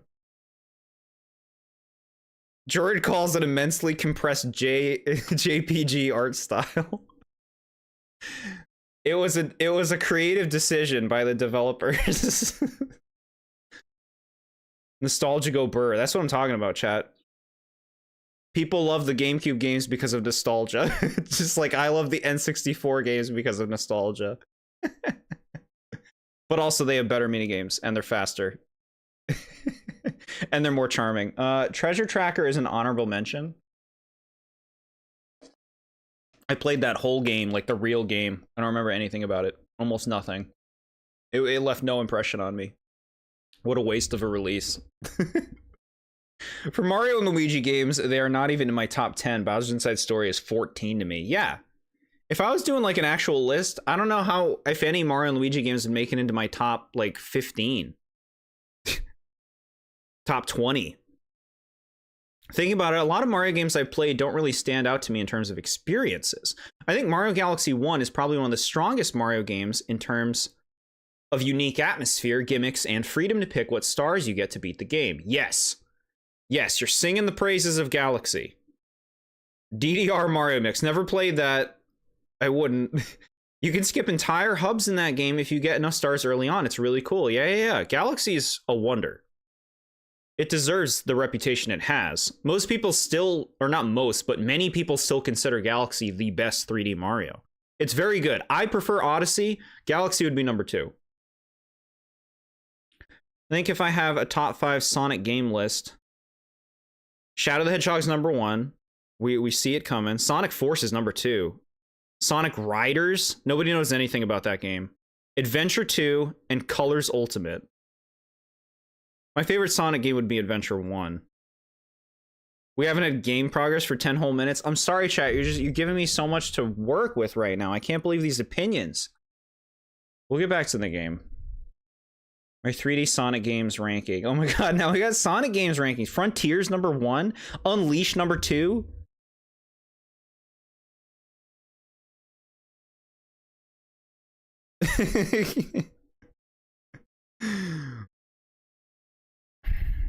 Bowser's Inside Story is number 4. What speaks to an Inside Story? Like, it's better than like Superstar Saga, you know, but like what's so like I don't see what there is in that game. It's fine. Yeah, you can do the final boss directly after Bedroom. The game lets you do what you want. Galaxy 2 is a much more refined game in terms of individual levels, but you lose so much freedom. Yeah, the game suffers big time in terms of the way they chose to frame Galaxy 2. Riders is a fun racing game. I want to race as knights.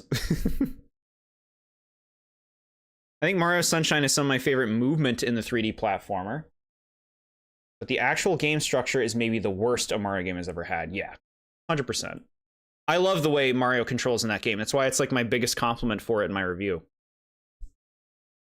Galaxy 2 had better levels, but Galaxy 1 had a great atmosphere in the story and ambition, at least in the beginning in Rosalina lore. Yeah, Galaxy 1 feels much more complete and full. Galaxy 2 feels like a level pack. Didn't you see my Sonic ranking? If I post that here, SMA will probably explode. Yeah. Chat, Adventure 1 is like easily my favorite Sonic game. Adventure 2 has some cool stuff, but like they lost so much when they got rid of that world. And it's just like, here, go to the next level. Go to the Chow Garden and throw your chows against the wall to make them evil. Hoverboard race, sounds cool. Your fault for playing that crappy 3DS version of Inside Story. It's the only way we could have seen the Bowser Jr. story. We had to see Ludwig be a badass. That whole mode is to see Ludwig be cool.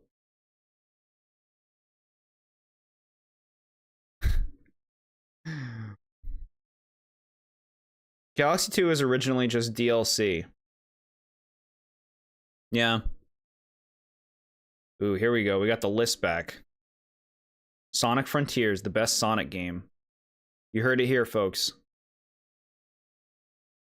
Heroes, the worst Sonic game. Yeah, I agree with that. The murder of Sonic the Hedgehog. Sunshine would be good if they didn't rush it out and had like 6 months of playtesting and fixing the bugs. Yeah. That game would have benefited so much from like even just another year. Another year, that game would be so much better. I'm still just glad you're done with the desert. Ghost, you been here? We've been ranting about Mario games.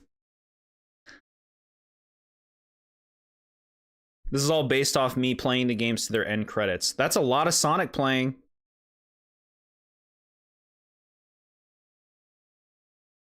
'06 was Rush. There's so many Rush games in that time period. It's a shame. Sunshine would have benefited from another 30 days, yeah. I'll be in and out for a bit. No worries. No worries, just curious. We've been talking about Mario games. The best ones, which chat has unanimously decided are Odyssey, Paper Mario 64, and the first 3 Mario parties on N64 with JPEGs.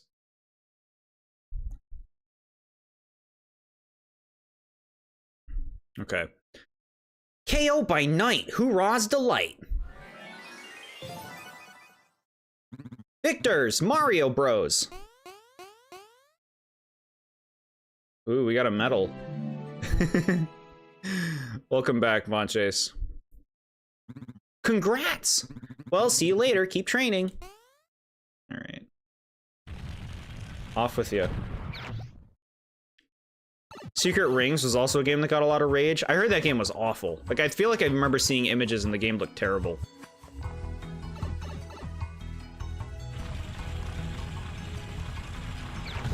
Did I balk at your list?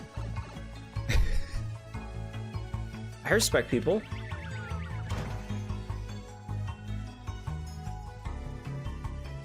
I'm Dame. So you want me to say Dame?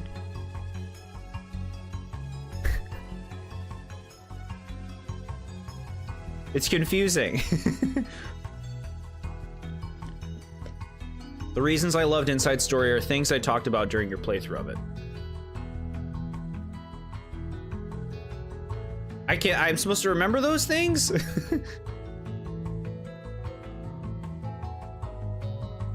I don't remember the moments. I can barely remember what happened in that game right now outside of Bowser eating and falling into the floor. That's all I can think of. That was the whole game to me. And we fought a thing that had a barrier in the sky. That's all I remember. Had to rush the game to have a main Mario game near the launch of the GameCube and lost many interesting level ideas if you look up info on that game. That game had ambitions, yeah. It's the same thing that happened to Wind Waker. The game was ruined because it was rushed. It's been an hour and a half and you've only fought one of the guys. We've been talking about Mario.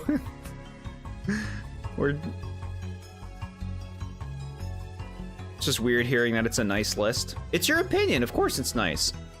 Everyone's allowed to have their own opinion. I'd rather scream for my life than play Secret Rings ever again. Black Knight needs more love. Should we play Black Knight? It's me, Dame. I'll remember to say Dame. I'll try to remember to say Dame. Sunshine was supposed to be a third-person shooter mission type of game that had 10 levels instead of 8 levels. Yeah, I need to go to those levels more. I haven't had enough time in those Sunshine levels.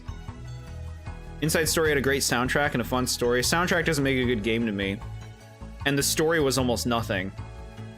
But I guess I could see how you'd see it as fun. Miyamoto did an interview where he apologizes about Sunshine's difficulty, and I don't want to tell him the reason why it's hard is because the game is a buggy mess and nothing to do with the game. I think a lot of the episode challenges are poor on a conceptual level. Like the watermelon challenge is a poor concept. Like, just on that level.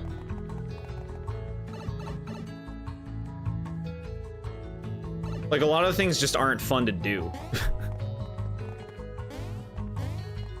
It's like, did you think that would be a fun idea, bro? Bowser's Inside Story has the most movie-adaptable Mario plot. You know what? I'm kind of hearing you on that. I think they could make that into a movie.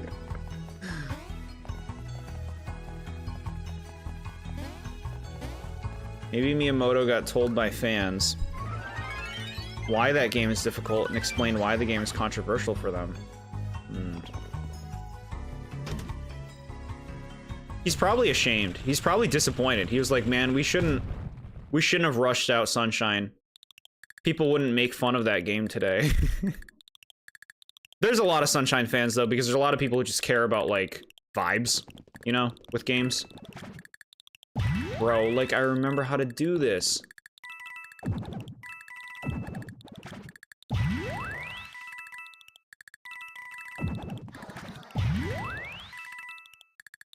Point edge. What? You didn't give me any time or anything. It's supposed to be like, it's supposed to go faster. Not every day we get to play as Bowser in a story-based game. I feel like it's generous to say story-based game, but I guess compared to other Mario games, yeah.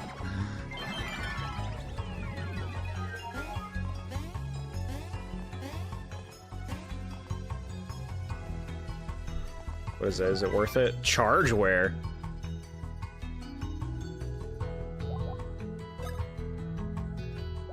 Sunshine is dark as Partners in Time.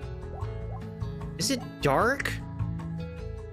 Charges your badge meter whenever you take damage. Man, we're gonna have a full badge meter all the time then. Nothing brings up power, which means you get nothing. Miyamoto did an interview where he questioned his kid's intelligence when playing Mario 64, where he kept running up a hill and refusing to move somewhere else, questioning, is my kid smart? I saw the article with that title. I didn't read it, though. Brutal. Kirby Mass Attack. This is another one, chat. We gotta play that. We gotta play a lot of Kirby games. And then we'll feel like we played the same game over and over again. Because that's what the Kirby experience is. Mass Attack was my first Kirby game. Look at you people playing Mass Attack. I like see games like that and I'm like, nobody played this. No one's played this game. No one's played And the Amazing Mirror. Mario Concussion. Selective damage is what I say. I can bash my brother with a hammer in half these games. But if enemies hit me, then I'm taking damage. I think I've ever played a single Kirby game. I'll be honest, I don't think you're missing much. They're fine. None of them are must-play games. Okay.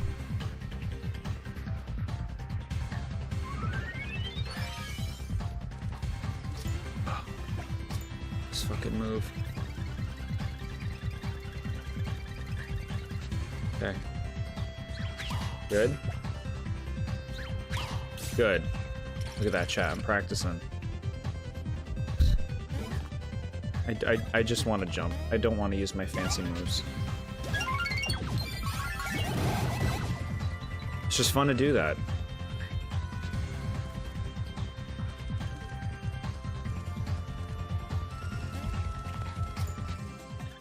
Yes, you love your little dance. You love it.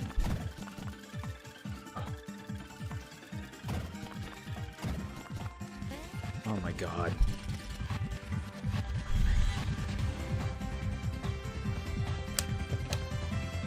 What are you guys saying now? I once had a concept for Sunshine 2 and it was very dark. You'd revisit the locations of Isle Delfino after they've been hit by dark ink bombs. Weird. I don't want to go back. I don't want to go back to those locations. Like, I don't think they would be interesting to revisit. Unless it's like one location in a future game where you're like jumping through portals to past games. That could be cool. Did you ever see the article where someone woke up from a coma to Green Day's American Idiot? No. Sounds like a terrible way to wake up.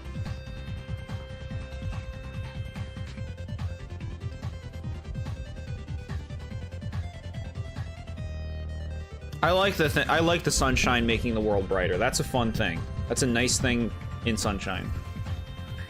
Nobody plays Kirby Squeak Squad. Yeah, that's another one. That's another one. Except for Planet Robobot. Yeah, everybody says that one's good. I'll play it, chat. I don't think this area is long. It's an hour area unless you struggle with the other bosses. I know we've been chatting. I know it's making it take longer.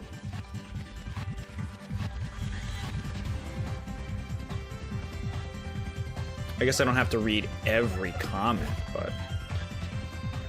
Oh, I'm like almost dead.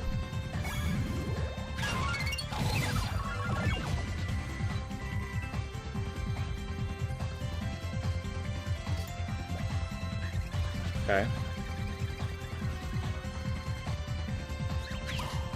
Okay. Good. Now die.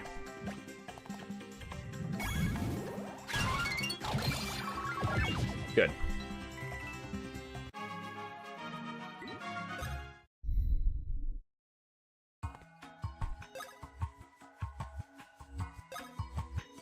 Yeah, if I was gonna recommend a Kirby game, it would probably be Forgotten Land. Maybe that's like a basic pick. But it's probably like I had a good time with Forgotten Land.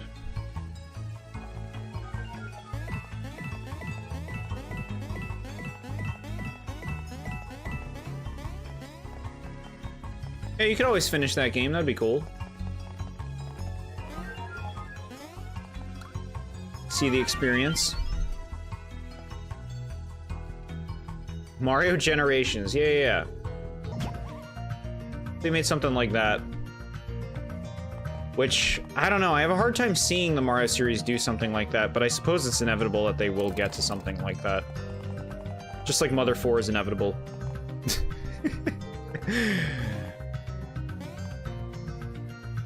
Don't have it be streamlined like Sonic Generations. Yeah, they'd have to make it cool.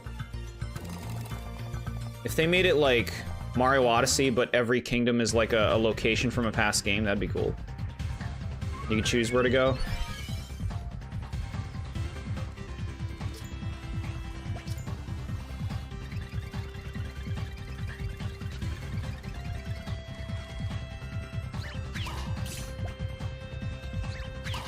Okay.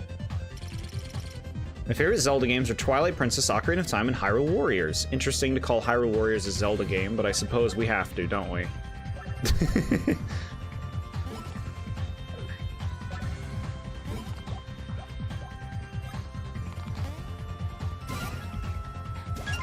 think those are the only ones I've thoroughly enjoyed more than the other ones I've played. Yeah. Ocarina of Time, Majora's Mask, Breath of the Wild, nothing new for me. Y'all know it by now.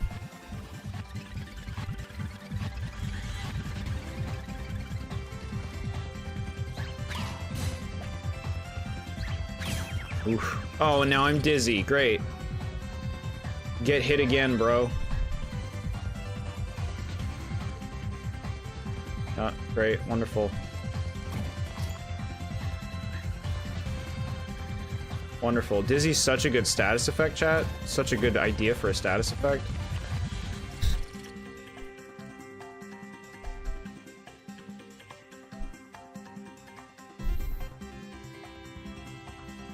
Change your badges to have a badge that charges longer so you don't waste your shields for bosses.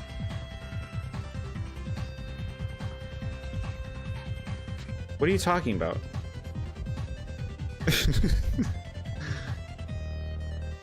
I don't know what you mean. Look at that one in the back. What are you doing?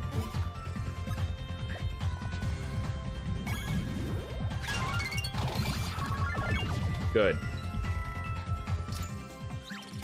Okay.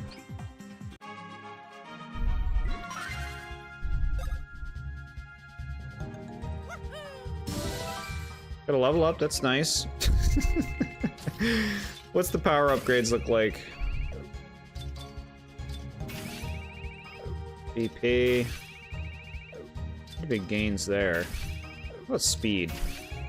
I'm seeing 4s. Now, let's get some speed. I'm tired of things going before me. The Pianta Mafia running Delfino? Isn't that a little on the nose? To, like, bring the Pianta Mafia in Isle Delfino? I don't know.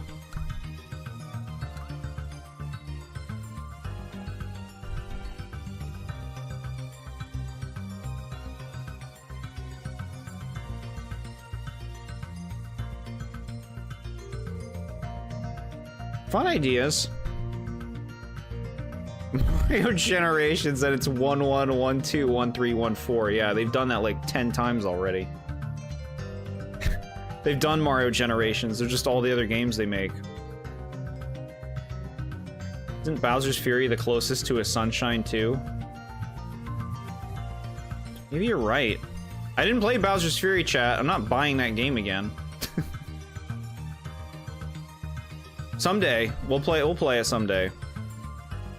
I would think so. It has Zelda characters. So is Super Smash Bros. A Zelda game? Is Mario Kart Deluxe a Zelda game?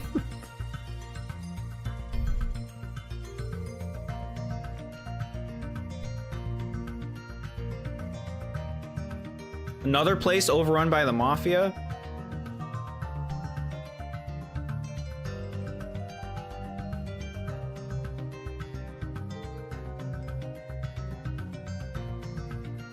You already have 2 badges built up, and you don't want to waste those charge up effects when you build them up again.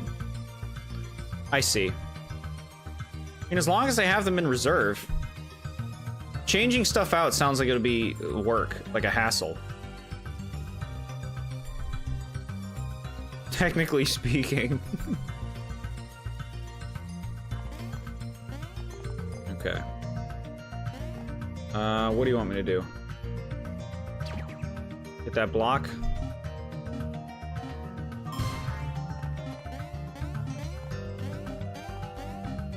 Getting Bowser's Inside Story flashbacks with a timed challenge. Okay, got it. It would be a hassle and it takes 1 minute.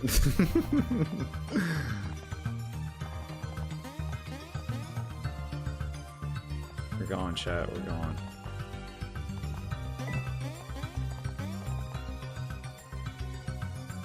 Another one of these. Go hit that block. Okay. To be honest, I don't remember the whole reason why they made Hyrule Warriors. It was just an easy idea, I think. Make a Dynasty Warriors Zelda game, you know? It's an easy thing to do with their characters. I think it sold pretty decently. I mean, they made a sequel. Okay, that was a generous timer on that one.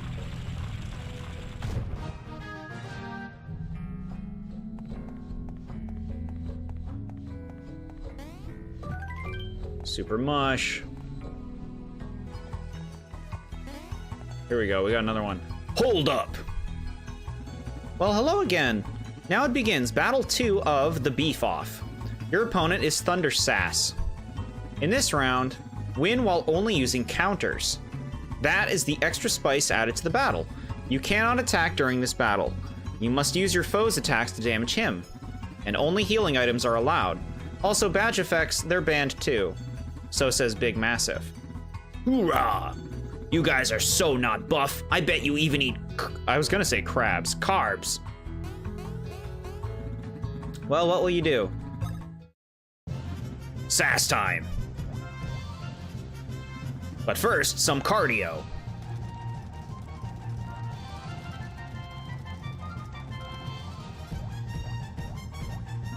Hoorah!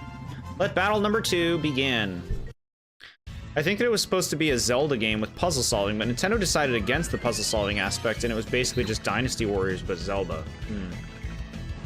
I thought it was created from a perspective of, like, the Dynasty Warriors, like, interest, you know?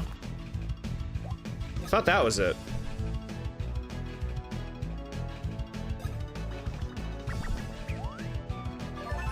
Three hubs for Mario 64? Huh. 4 hubs? Sounds ridiculous. Game. Game, I didn't know. What is this, a waste your items fight? Like, make you use all your items? I should have made a save state. Make one. Okay. Make one now. I'm out. Are you gonna heal me? You should know you can always restart the battle. If you're having a rough go, level up and try again later. Are you not gonna heal me? I can tell you lift a little bit, but now I'm hitting rage mode. I underestimated you. Let the battle resume. Wow, this is like a we want to eat up your items fight, huh? The way this is designed.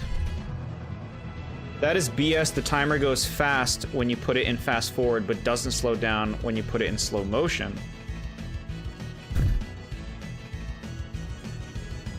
Had Alpha Dream.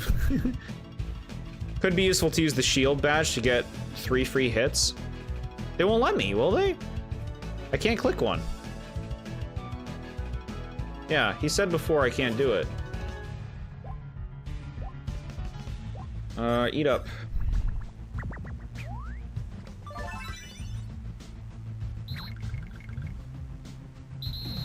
Okay. Hey, well, I don't know how the move works, you stupid fucking game.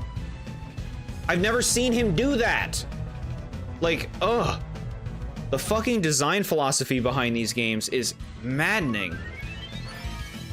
Like, I don't know how the move works, and it's like, defend it. Like...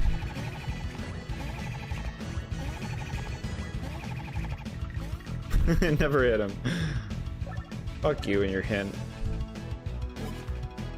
Like, I didn't even know how that move was gonna work. He only did it once with 2.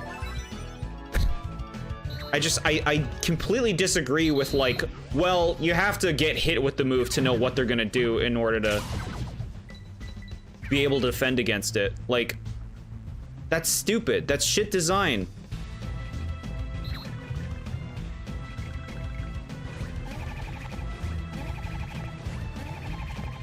Okay. Yeah, whatever.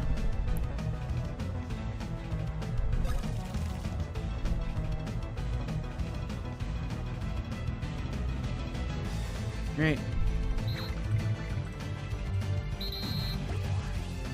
Okay. Too early. Oh, great, great. I'm dizzied. So the fight's completely... Oh, you're just gonna go to my turn? No.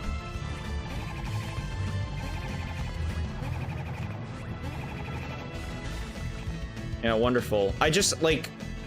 I'm sorry, but they don't know how to design games. I just completely disagree with how they design combat. Like, this is fundamentally a bad idea. It's just a bad, it's bad on a fundamental level.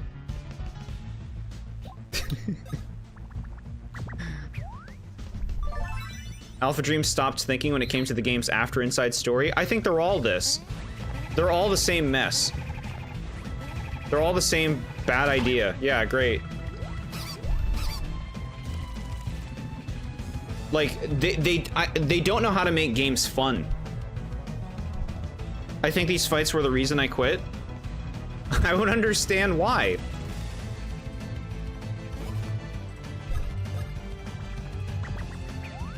Like, the combat is, well, you get hit by the moves to know what the moves do. It's like, why? Does that make sense to you? Do you think that's elegant design? And this fight, it's like precision stuff. They love that too. They've done this kind of shit a lot in these games. This precision crap. Where it's like, well, you gotta defend accurately, that's the whole game. You didn't want to count that one game? You didn't want to count that one, huh? No, fuck this. Just be idle. Don't even heal. Don't waste your time healing. Okay. Great, cool. Yeah, you're a really great game. Good developers. I'm so... It's so obvious why they're still in business when they're so good at game design, right?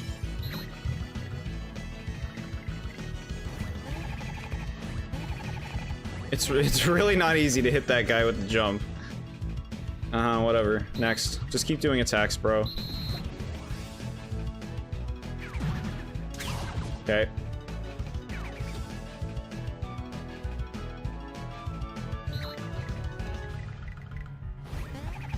Okay, sure. Yeah, whatever. No. I can't believe they made so many of these games. I can't believe they did that.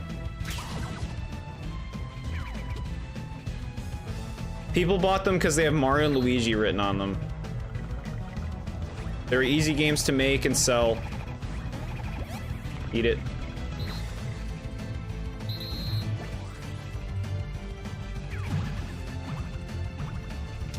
Okay, yep. Great.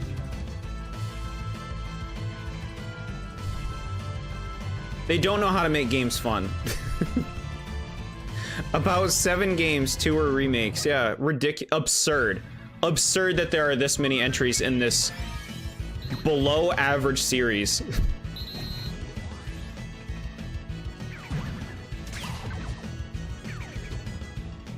Like, just like, they actually make me mad because they are just so clueless when it comes to game design. I know, I'm a game developer.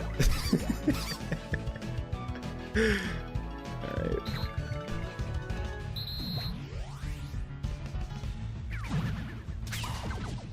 You dead? Die. No, I guess I have to do all of them. I think Miyamoto should have played this game instead of Sticker Star. I think they shouldn't have made any more of these after Superstar Saga. I think they should have seen Superstar Saga for what it was and been like, you know what? We don't need more of these. Are you really a game dev? No, I'm not, Dame. What game are you developing? I'm gonna make my own character in the hit game Sonic Forces. I'm a character designer.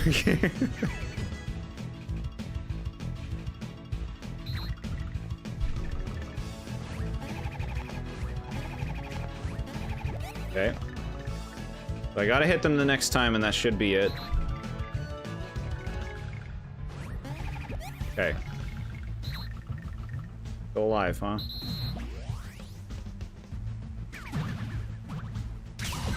Are you dead? I did them all.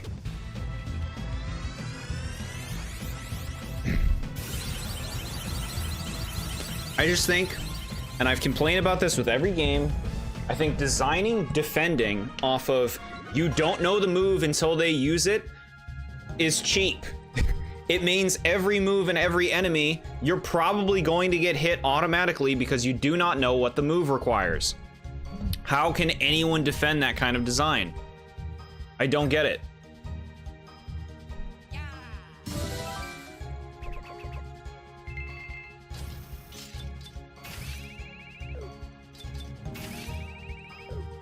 What do you want, bro? What do you want? I'm not giving you speed. I'm never giving it to you. I won't. I'll give you some stash. There you go. I'd like to describe what my character in Forces looks like. Sure. Trying to be a game dev, but I hate programming. Love everything else. I don't know what programming's like. It looks super hard. It's probably why they made the Boo Biscuit item to see how the enemy attacks work. Yeah, well, like, is that elegant design? Imagine you're playing Ocarina of Time. I'm choosing Ocarina of Time. You go up to fight an enemy, and the enemy attacks you before you get to attack it. and you don't know what its attack is until it does it. And so maybe you can carry an item in your pocket that lets you see what the enemy's attack is. Like, that's shit. That I used a different genre as an example because I think in an RPG setting it can look okay. But it's not okay even in an RPG setting. Bwarf. Victor's Mario Bros. Raw medal. Congrats. Well, I'll see you later. Keep training. And like, they do this shit, like they think this challenge sequence of like beating these guys in different ways, it could be cool, but like it's not fun in actual practice. Like the challenges are just annoying.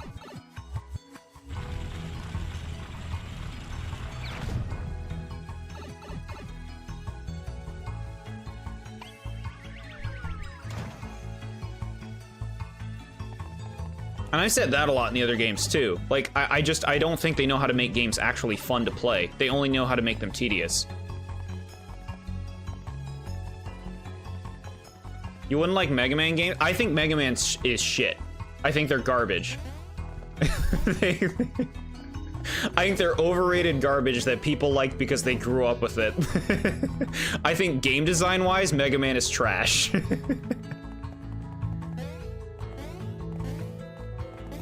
What do you want me to go, game? What do you want? I'm supposed to go down. Mega Man is fun when rewinding. A lot of old games are accessible when you cheat. Yeah, I'll agree to that. What do you want? What do you want, game? Take me down there. Take me.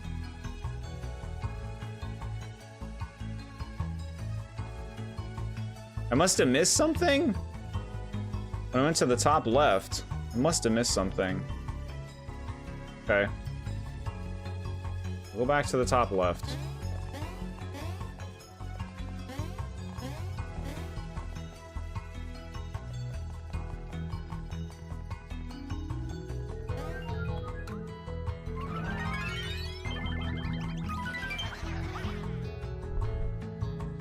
He has a gold crown, black triangle shades, bottom half of his stormtrooper mask, black and red spiked gloves, black red boots, black jacket and red shirt, and a red body tattoo. You didn't tell me what creature it is. I mean, I guess you said wolf before, so it must be a wolf.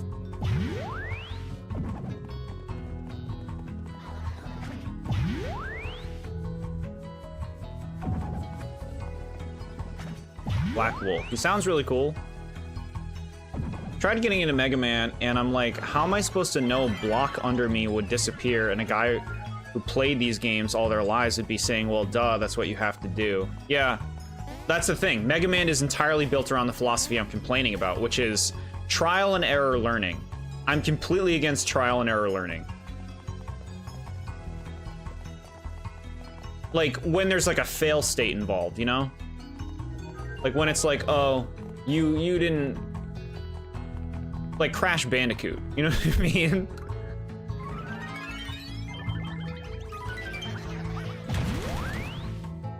Like, Crash Bandicoot can be fun. But there's also moments where it's like, well, I didn't know that that thing did that. And it's like, yeah, you learn. You died, and now you learn that. That's what Mega Man's built around, that whole concept. It's all trial and error.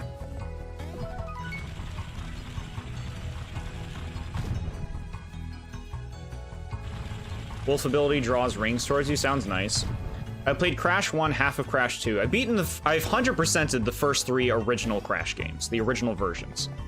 The first game, I did that actually earlier this year. The first game, it's my first time doing the first game, and that one was brutal. It was brutal.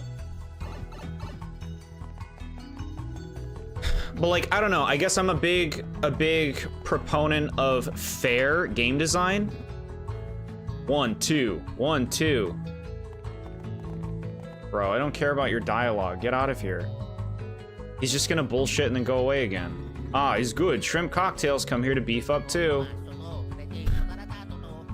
No, I hate Celeste. Celeste is exactly what I'm talking about. That's trial and error crap. It's trial and error, and it's pinpoint precision. It's just, oh, we made a game that's really hard because you just have to be precise. Wow, you're such good developers. You just made it really precise. Sorry, I'm a little salty right now. Death feels like a learning experience? No, I disagree. I hate it. I hate Celeste. I think it is all that. It is all just, you didn't do it precise. Do it again until it's precise. And then you finally do it. And like, I don't feel good about it. I don't feel good about it.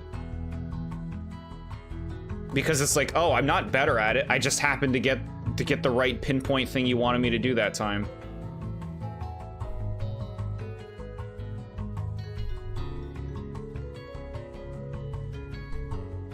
OG PS1. I ain't playing no remakes of Crash Bandicoot. I don't want to see that. I want to play the original. They messed up his hitboxes in the remake. Dog ability. Restart with some rings after a knockout. That sounds nice. Extends invincibility when hit. Huh. The abilities sound good. We're probably gonna be picking Cat. Which is where I quit. Yeah. It gets hard. That shit gets hard. I don't like game design that makes you redo a thing over and over. Celeste is very much built on that premise of doing things over and over, you know? What is massive exercise? Is not obvious? All right, bro. Is ab work? Is crunching? Abs will bounce like iron. Using abs to bounce back things like... Shut up, bro. Go away. A bomb is falling from above if I hit the button. Got it. Gamers, trial and error games are good, just get good. Me, okay, well, okay, eat that purple mushroom. They eat it and die. Oh, well, I guess you're supposed to know that mushroom that looks good was bad. Yeah, like, see, I get it. Like, the Dark Souls games are built on the idea of figuring things out through experimentation and observation. And I can see the appeal to that kind of thing. And I think it's nice for those kind of games. I think it's not a good fit for a game like this.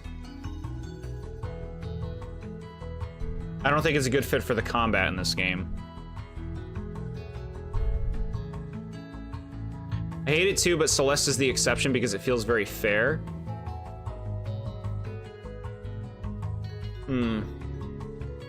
Like, okay, even if it's being fair, that I don't think, it doesn't mean I think it's good.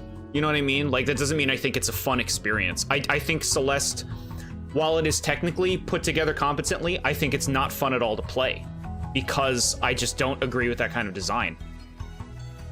If that makes sense.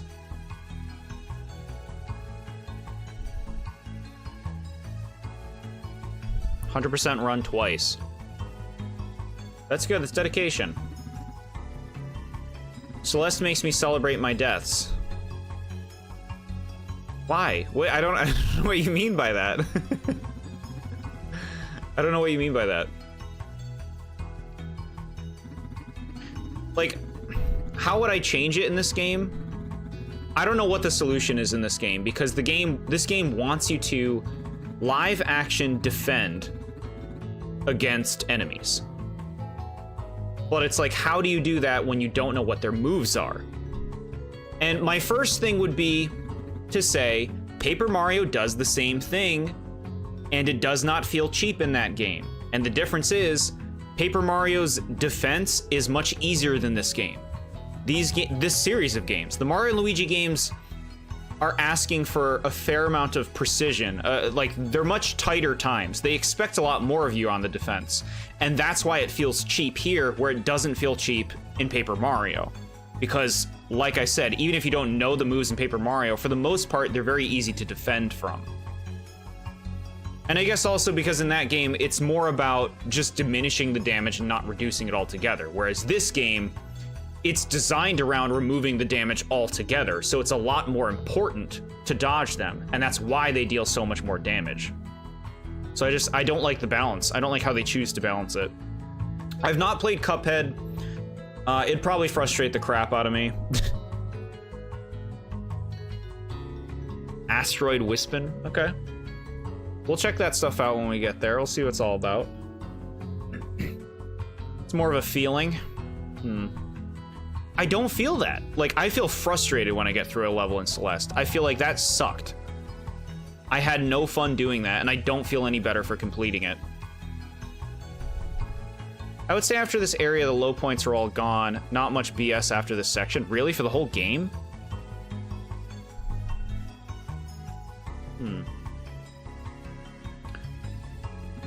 Yeah, I know, dude. I know. I get it. I get it.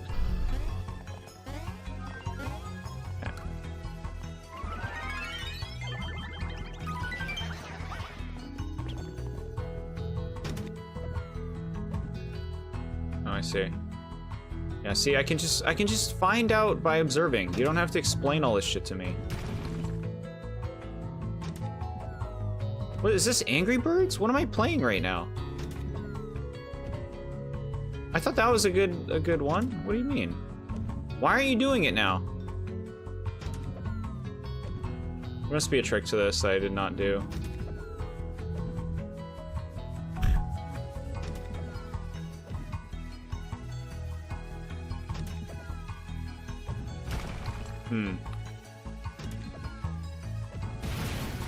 Okay, I get it.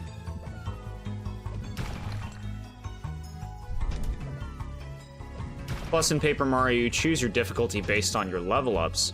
If you're not so confident, pick HP to survive longer, or BP to have a stronger moveset and status effects. Yeah, it's just such a more appealing design overall for combat. I can say one thing: the final boss of Forces is really hard. Yeah, I feel like most final bosses in the Sonic games can be pretty annoying.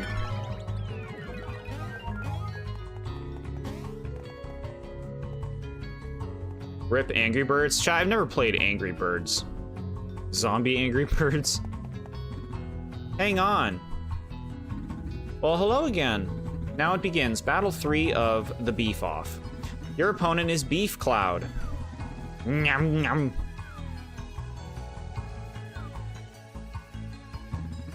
In general, there will be special conditions in the Hoorah battles. In this round, no special conditions. Okay, so this thing's gonna have a lot of HP, probably. Here I go.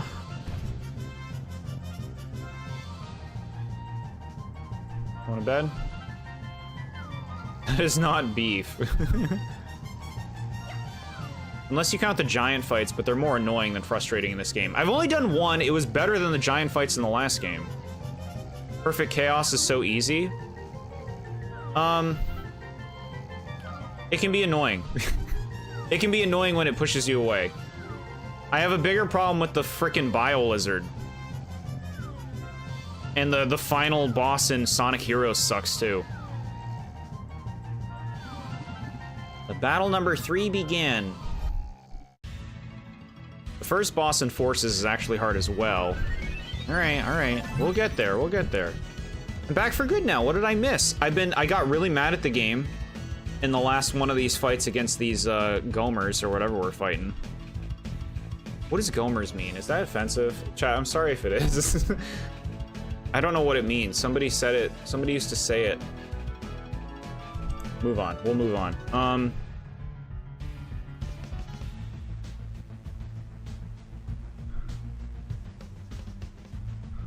Hold on. No, I gotta check.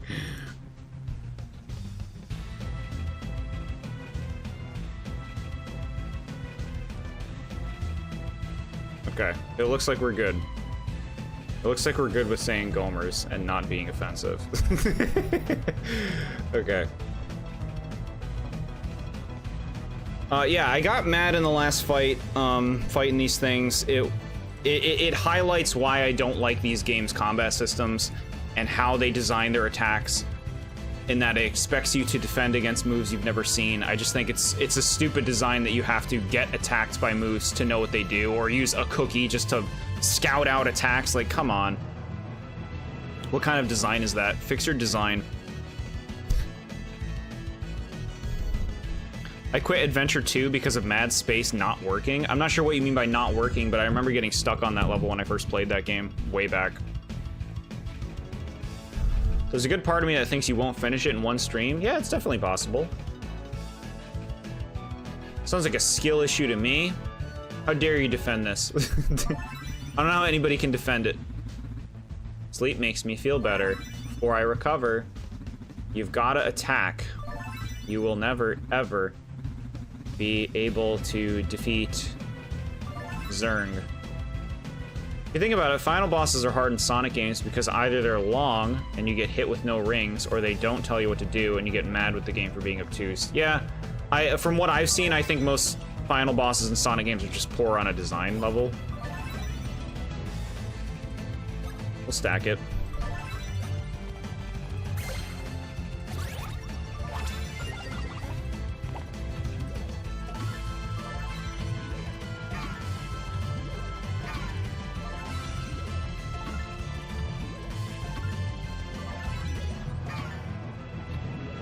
Okay.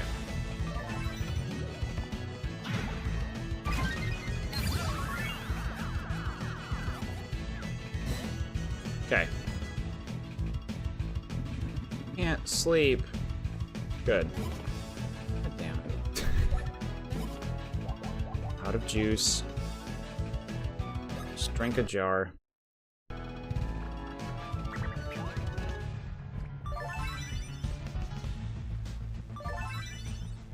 Yeah, I was back to my rants before about how these games, they just do not know how to design their games to be fun, and they love making gimmicky stuff. Like, I feel like these games are a little obsessed with gimmicks. And it's like, chill out. Chill out on the minigames, chill out on the timed challenges, chill out on... Like, can't I just play a game? Can't I just play, like, an RPG? Like, no. It needs to be wacky. Time out. You can always restart. Great. You're actually doing the Luiginary moves now. You make me proud. Thank you. That's very nice to hear. HP almost down to half full. Weird.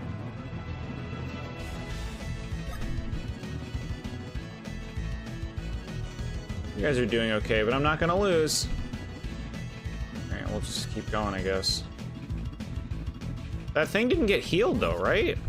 Or did it, and I missed that? You're proud of me, too? Thank you, SMA. That's very nice.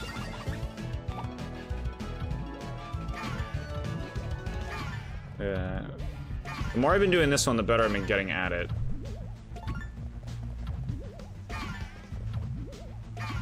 Okay, that looks pretty good. Excellent!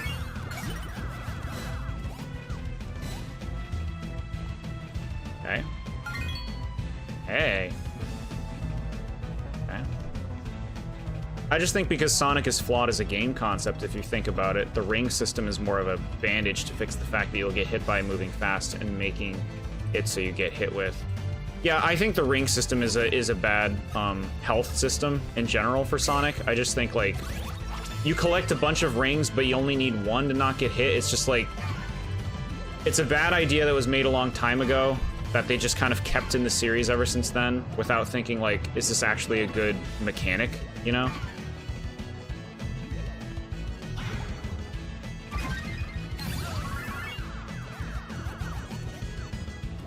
Okay.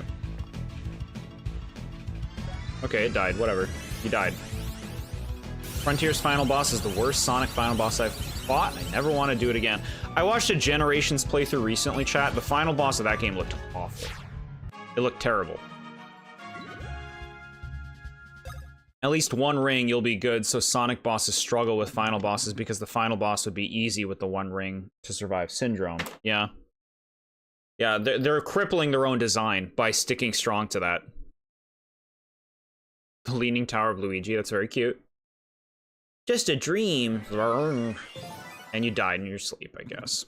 Victor's Mario Bros. Hoorah. Rats. Well, see you later. Keep training.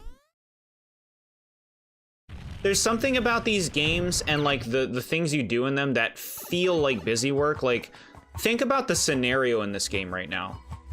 We're going around these very uninteresting platforming areas. Would you even call them platforming? These very uninteresting 2D areas to fight these characters. But like, think about Paper Mario. They never have you do this kind of shit. You know what I mean? They don't do that. Like, the scenarios in Paper Mario are things that make sense. It's like, oh, let's go to this building and stop these people. Let's do these things that matter. In this game, it's just like, and the other games did this too. Bowser's Inside Story did this too. It's like, go through this long interior, Bowser interior section. It's just like stuff for the sake of it. It's always funny hearing people talk about Sonic because it always makes me glad I'm not a fan of it. Even people that are fans of Sonic, the way they talk about it makes it sound awful. Yeah. I mean, that's why, like, I had fun with, like, Sonic games back in the day, but like I've said, I haven't played a Sonic game since Heroes, which is, what, 20 years old now? It's like 20 years old now?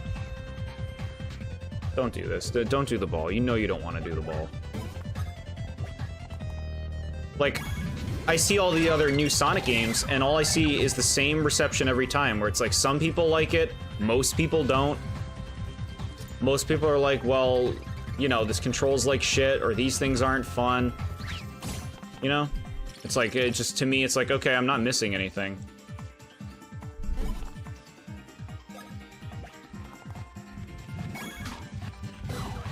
Yeah, I'm reading chat right now. You die in your dreams. Is Luigi affected by Darkrai? Nice reference.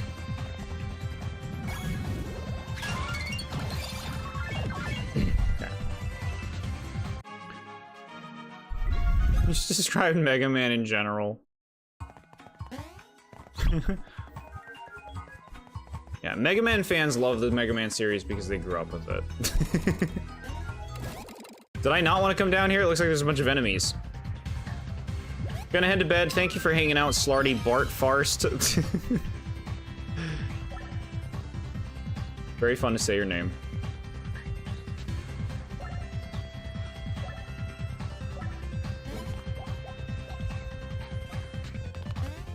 Still better than the desert?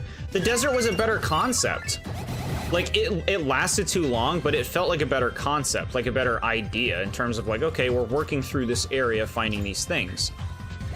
Whereas this, it's just like, it feels like a vague video game level for the sake of it. Wrong way, okay.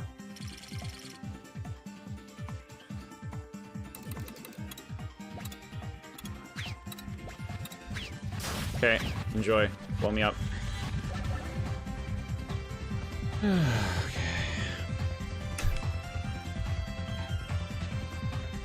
I've grown up with Sonic so much, but that doesn't mean I don't have nice things to say about the games that are extremely fundamentally flawed. I feel like that's the case with a lot of Sonic fans. Like, the Sonic fans I meet are always people who grew up with the games, you know? I don't meet any Sonic fans who are new to the series. You're supposed to turn into the big Luigi Tower to kill all the enemies instantly instead of having to annoyingly fight all of them. Thank you for telling me that. Now we can do that once we're done this battle.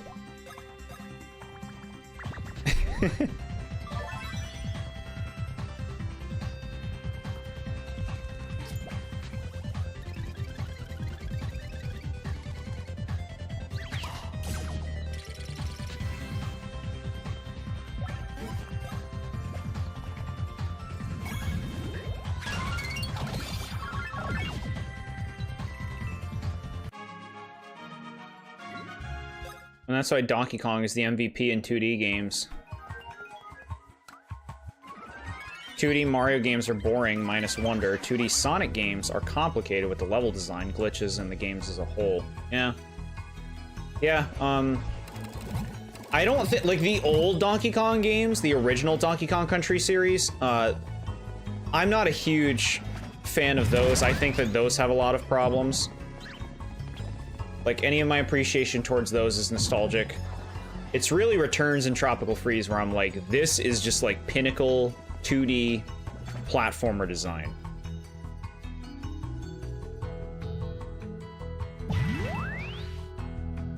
If we're talking to other 2D games, I really like Hollow Knight. I think Hollow Knight is a fantastic game.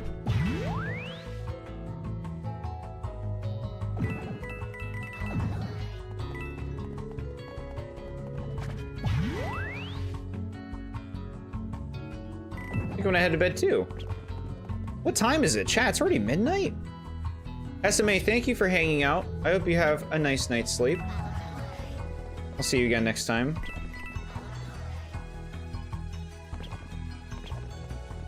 Everyone's so sleepy. When did I start, chat? 9:30? Night's going fast. I guess we've just been getting, like, engrossed in the conversation, huh? I didn't expect you to stream tonight. You started at 10 and it's a Thursday.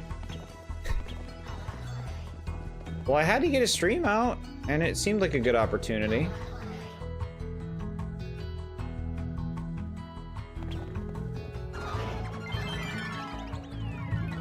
What do you do? Fall? Okay.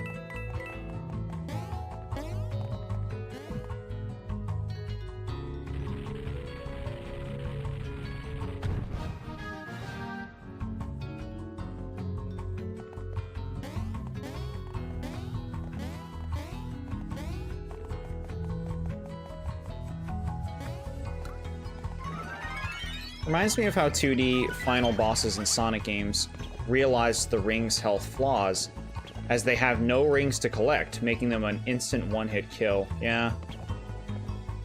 That's like, oof. Like, that's a red flag, you know? To me.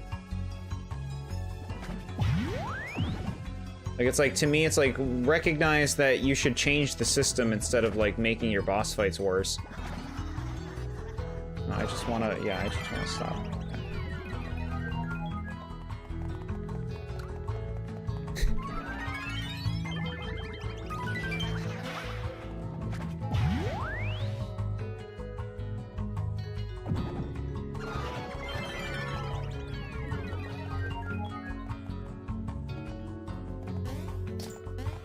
God, more enemies, please. Make sure every room has enemies in it. Make this last as long as possible. Make this the longest fucking game you can make. Not really. Don't really do that.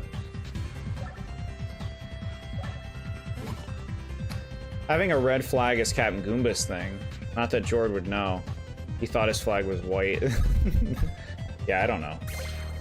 I don't know that. Look, Chad, I'm doing it. I'm so good at it. You proud of me, Chad? I'm the ball master.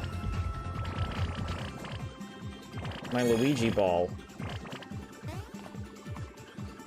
I pressed the button! I pressed A!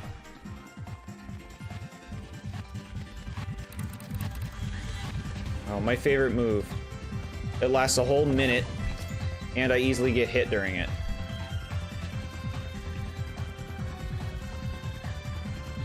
Yep. Uh-huh. Maybe I'm getting tired too. Okay, yeah, thank you for the cheap shot.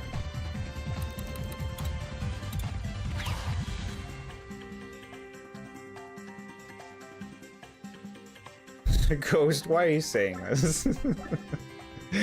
Why?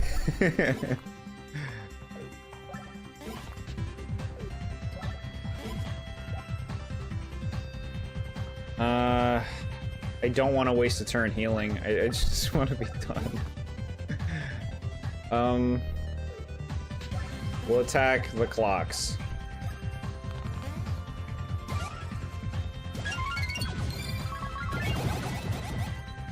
Oh, come on. Experience bro gloves? I prefer this move to the other one. Not that I'm aces at this one. Wrong. I'm Jord and I was wrong. Okay. I think that would have killed me if I did not do that. Just one more guy to defeat. I know you can do it. Thank you, Mad Nad. You're a champion. Your support gives me life. This.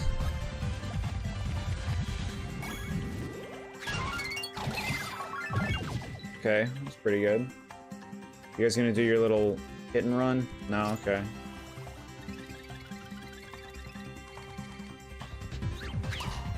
Good. You like that. And now they die. You have candy you can eat?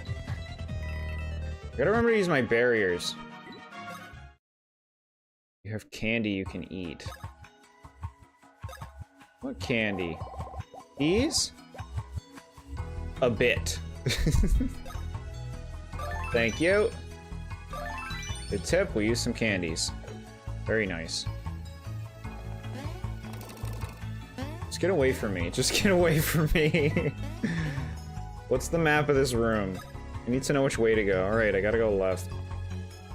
Away with you. Foul creature. Dad, did you watch any of the Rankin Bass Christmas specials with the claymation? I watched a few on Christmas Eve. They're nostalgic, but they're also like major propaganda. Here, we'll do it. We'll do this. Let's see what it does.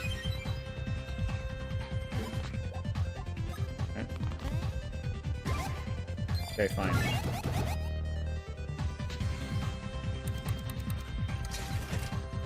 Asshole! I've never even seen them do that variation.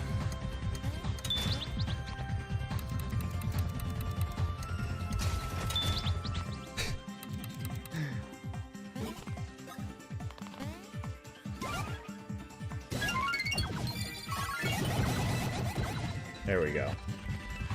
I watched those every year as a kid. I even watched Rudolph 3 for some reason. You're not doing it right if you're watching Rudolph 3. I can give you a list of the ones you're supposed to watch. And I can give you a list of the ones you're not supposed to watch. Rudolph 3 is on the second list. Wait up! Well, here we go. Go, go, go, go! For better or worse, this is the last one. Now it begins Battle 4 of the Beef-Off. Your opponent is Sorrow Fist. In this round, win with excellent hits only. That is the extra spice added to the battle. You know how excellent appears when you stomp a foe just right? Well, all damage you deal must be from excellent strikes. All non-excellent damage is forfeit and will heal your foe. Attacks which show okay, good, or great ratings along the way, these deal damage as long as they result in excellent. So says Big Massive.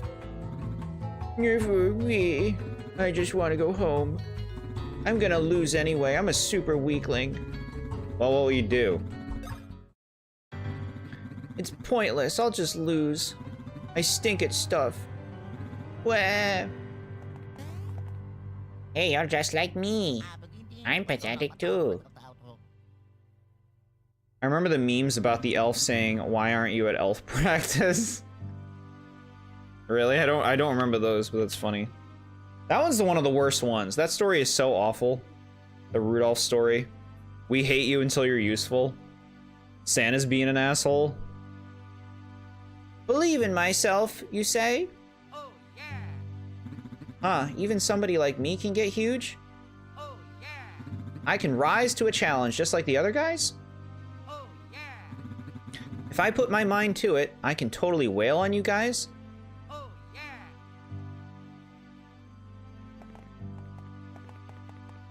Let battle number 4 begin. If I defeat you guys, I'll totally get buffer.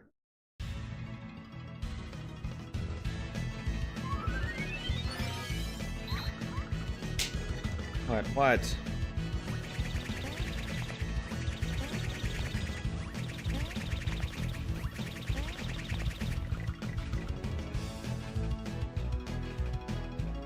How dare you want to be different? You have to be like everyone here in Santa's workshop. Yeah. Try this. I guess I'm putting my money on getting an excellent, huh?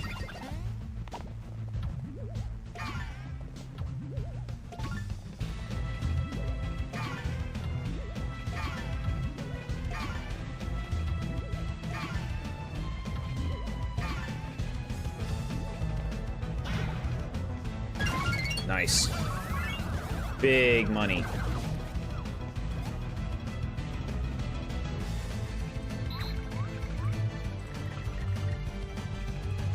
Now, does the counter heal him? I'm assuming it does.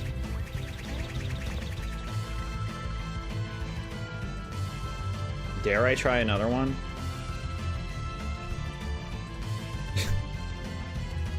Just keep it simple. Do a jump. Let's try a jump.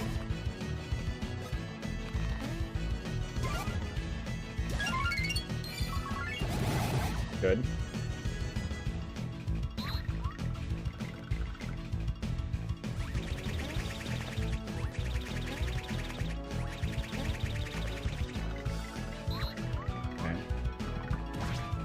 What are you doing now?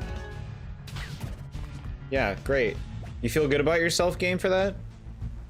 The game does not stop with that shit. Jordan needing to get all excellence to win is scary. I think I'm doing good. Hey, I just remembered we have a thing called save states. Jordan being better at Luiginary attacks. Now I know I'm dreaming. I like that the gyro is just a lost cause because of how sensitive it is. This move is fine. Oh shit, I forgot. Yeah, no, just restart it. I was pressing A, chat, instead of B.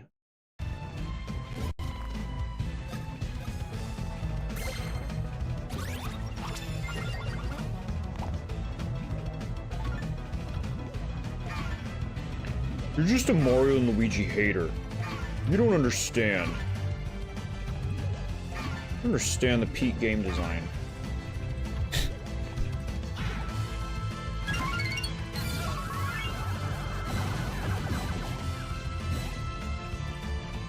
Seemed really good. Nice. Just made that one simple. So beautiful.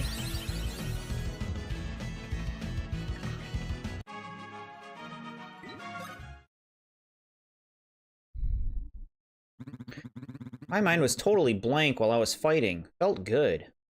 Thanks. Now I die. Victors! Mario Bros! Hoorah medal. Congrats are due. You bested all 4.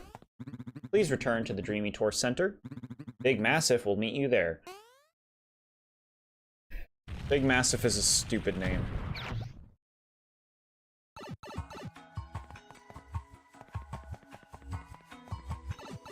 Stupid.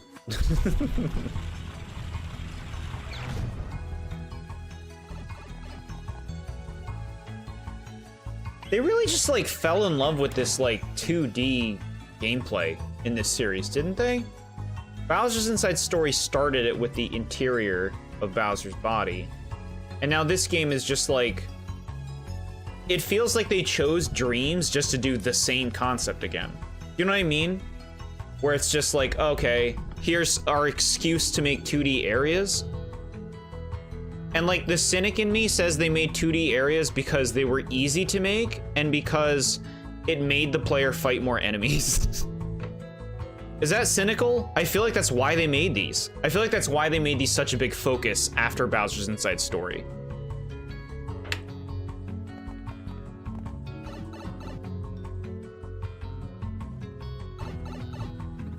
Hey, you guys, this way, please.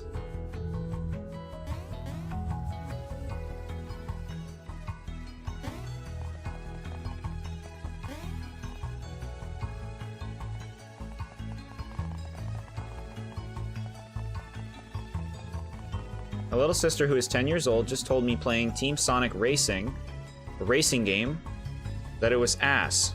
And Mario Kart is better. Sega, if a 10-year-old knows your game sucks, you may have to get good.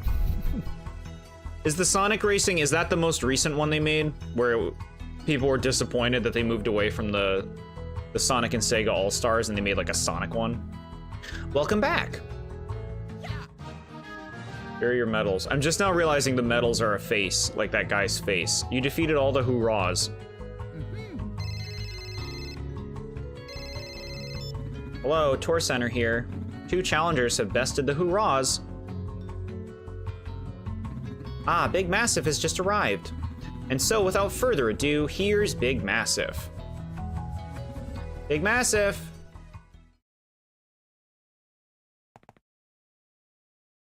Huh? What is this? So where is Big Massive? Snark. Ahaha. What? Explain this insolent laughter. Ahaha. Is too funny.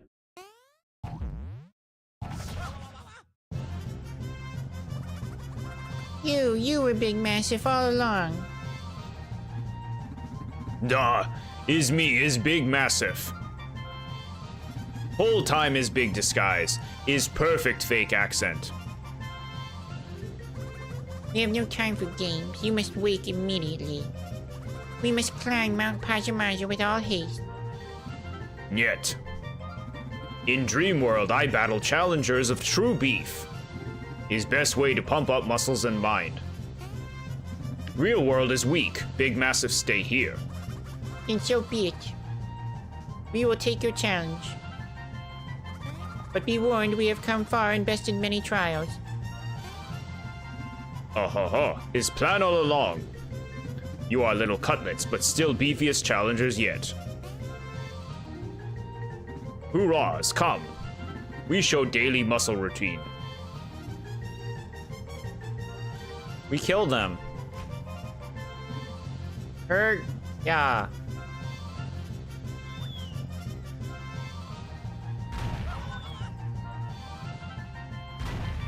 Dreambird. Is beef, da, muscle smash. Imagine living in the second dimension. Flat minds in a flat world with flat dreams. Huh. It's Mr. Game & Watch's world. Real muscle laughs at rocks. You forgot that twist? How could you remember it? How would you? How could you remember any of this? Sweet smash, master! Master's so burly, he even laughs at this rock. He'll totally turn it into powder.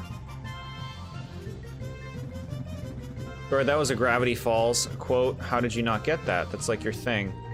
Yeah, I figured it was a quote, like I was reading it and I'm like, this sounds really familiar, but I couldn't place it. But yeah. You are right. I'm sorry, I guess I'm not that level of obsessed. Right? Or is it too big, you think? Is cake. Do it.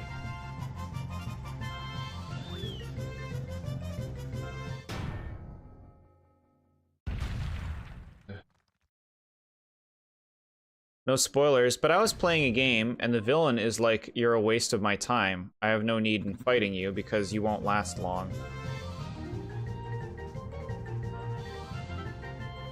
So, like, the villain didn't fight them? Because I hate games that do that. Nice one, Master. Master's totally gonna launch up and super surprise him. Can no scenes in this game be brief, chat? Does it all have to be 500 boxes of meaningless dialogue? Dude just knows how to put on a show. Da was cake. Is good for muscle flexing in dirt. Da is rare technique. Da, whole routine is planned, even last part. So now we go. Cutlets are ready. Is full contact battle. Is tenderizing time. Let's beef.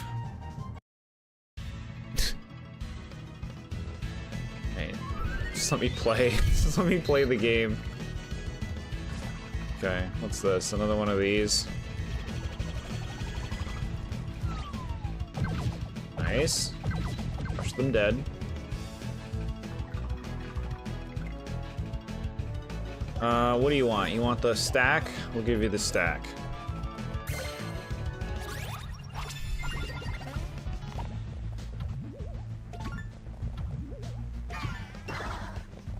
You didn't listen to my input game. I pressed B.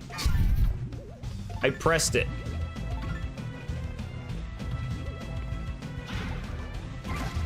Okay, excuse me. 91 total. Garbage.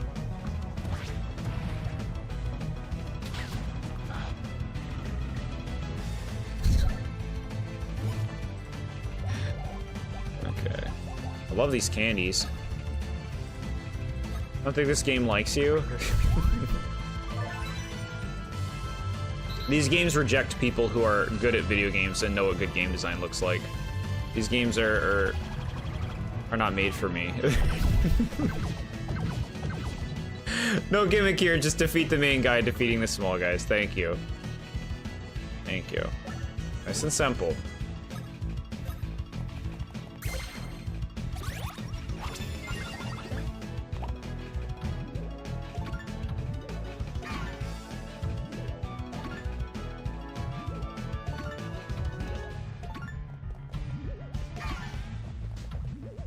Okay. That's a nice stack. Excellent. Excuse you? I mean, great. It said great, didn't it? Why did I yell excellent? Is he in Fury mode?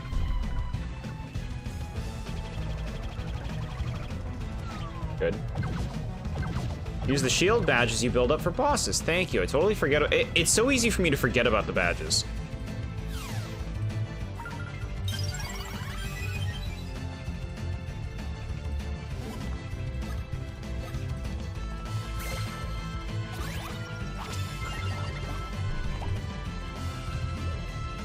I didn't expect to get so cheesed at this game tonight, chat.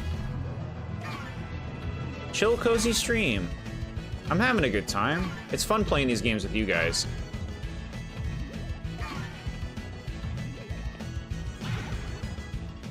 You know me and my qualms.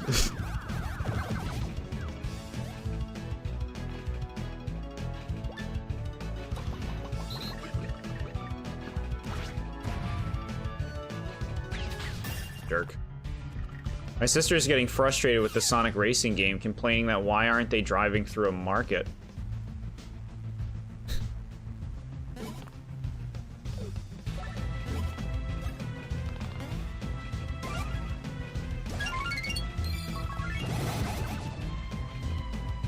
Like, why even do the Luiginary attacks when, like, the damage I'm doing is not very different from the Luiginary attack damage? You know?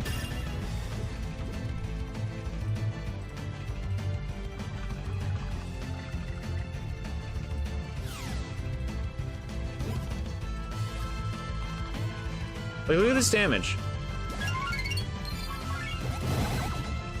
86 total? Like, when I do a Luiginary attack, it's only like 10 more damage. 10, 20 more damage. That was fun.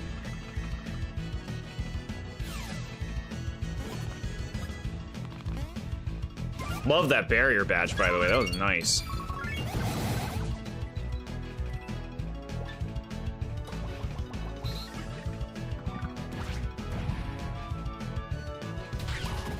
Good. Oh, what is this? Shit!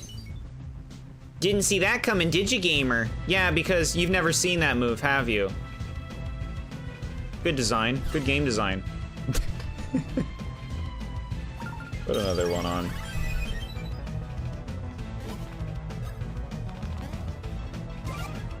See, you learn while you're doing it, so you mess most of them up. But that's how you learn.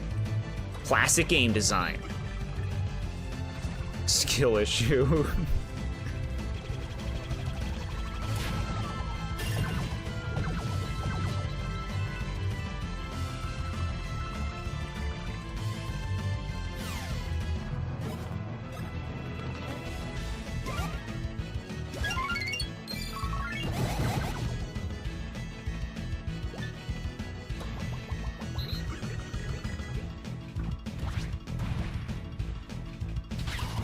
Good.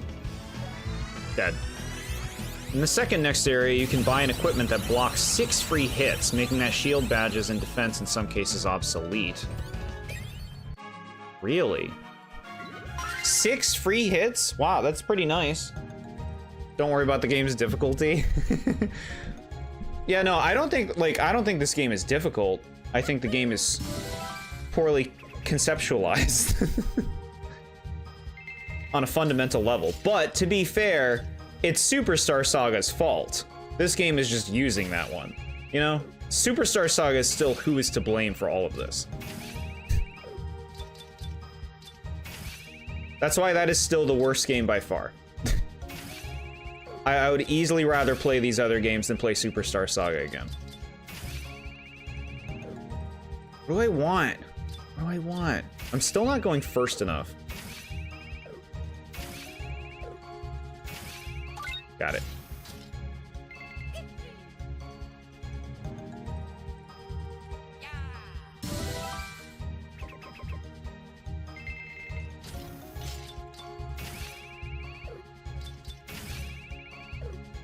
What do you want, Luigi? Want some more luck? Here we go. Stash up. Okay.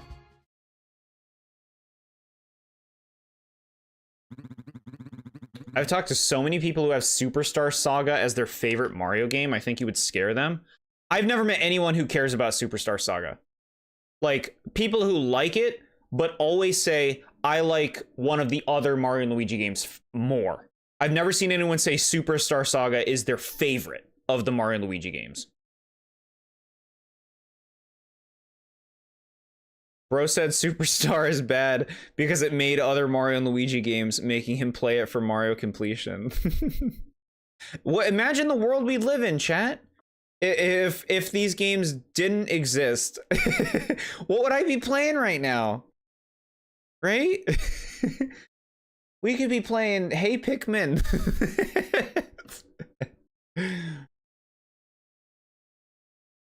Imagine. And Paper Mario would just be the king of the Mario RPGs, and we wouldn't see those ridiculous posts people make on Reddit, people who have lost their minds who say, Mario and Luigi series is better than the Paper Mario series. And you just like aspirate right then and there and choke out on the floor and pass out. Counterpoint, if we didn't have Superstar Saga, we wouldn't have gotten the remake, so we would have never gotten Captain Goomba. It's true, I do enjoy the Captain Goomba. I do enjoy the Captain Goomba shenanigans that we get into. That is nice.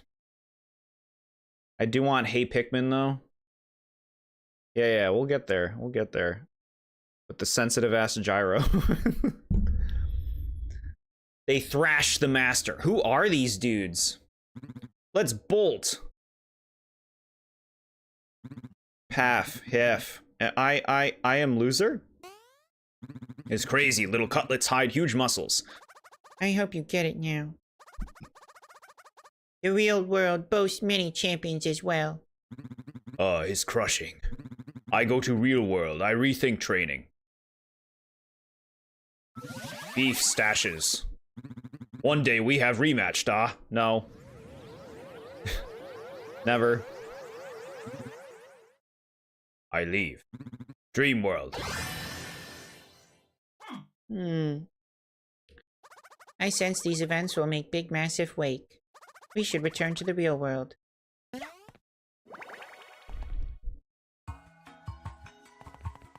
have an idea for a section in the game. Let's have a Dream World section that lasts about 4 hours. It'll be so boring that the person playing it will talk about other things and think about other things. So that it'll last twice as long.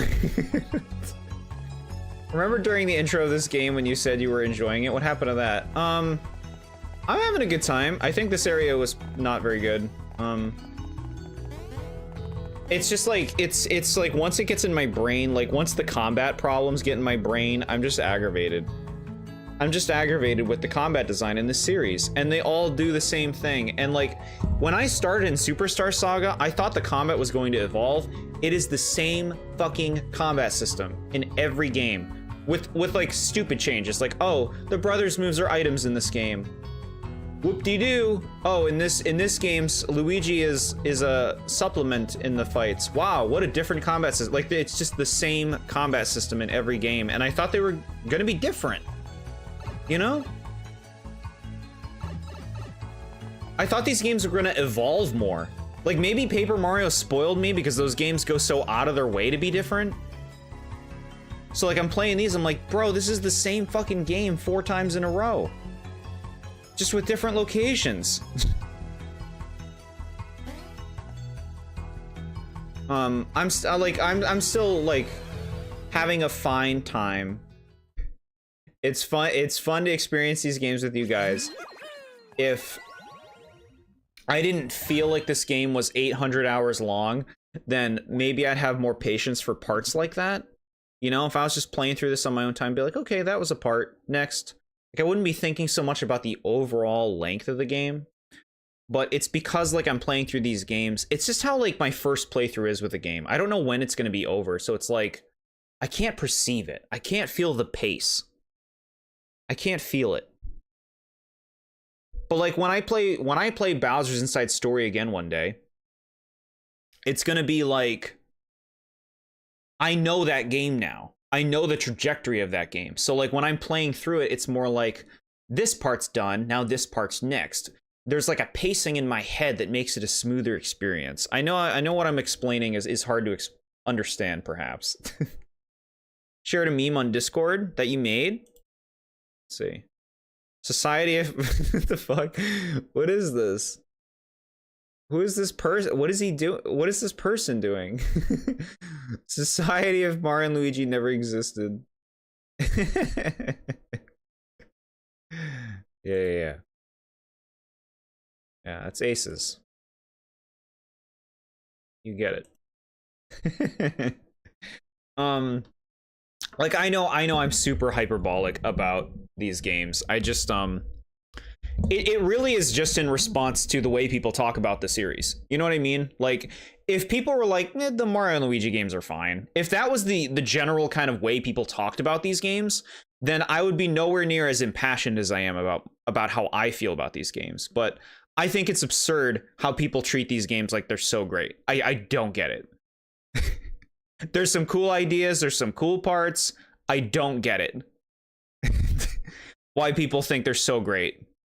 Like, I frankly don't. I frankly think that those people haven't played a lot of games. I don't think they've experienced many games if they think this is amazing, or they grew up with it. Which we all have those. We all have games we like because we grew up with it. But I don't know. I just don't see it, and I don't see anybody explain well why they think these games are good. They're just like, well, I like this part, or I like this, and it's like, well, why do you think the games are good though? Like, well, I like that. Like, okay, you're not saying anything though. Like, you're not explaining why it's a good game fundamentally, mechanically. Like, you're just like, well, I like the adventure. Great. Can you give me another reason? And I've never seen any of the fans do that. Like, what? Why is the combat good? Explain why the combat good. Explain the exploration. The story. Explain why the story is good. It's like, oh, well, I like it. Okay. I will give the exception to, like, the Bowser Jr. journey and the Captain Goomba stuff. Ghost and me have talked about that at extent, and I understand what the value is in the story of those modes because they are trying. It's the main stories where I'm like, how do you, like this game or Bowser's Inside Story? It's just like, what is that story? I don't know. It's fine. I totally understand your disdain on the series. These games aren't the pot of gold most people describe. But to most people, we play with handheld games more than console games. Is that true? Do most people play handheld games more than console games? I didn't know that was a thing.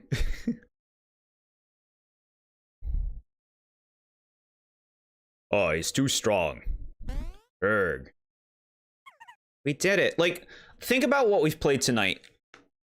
Is that segment not the most skippable thing? Like, can you imagine recommending the last segment to anyone and be like, you gotta play, like, if nobody played that segment in their whole life, would you think they missed something? Would you think they're missing out, you know? I guess that's how I feel about these games overall. Is like, it's just kind of a string of segments that feel like, well, it was fine. I played through that part. It was fine.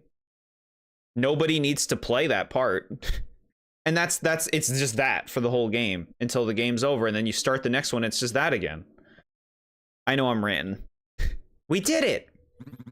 Ah ha ha, it's crazy nightmare.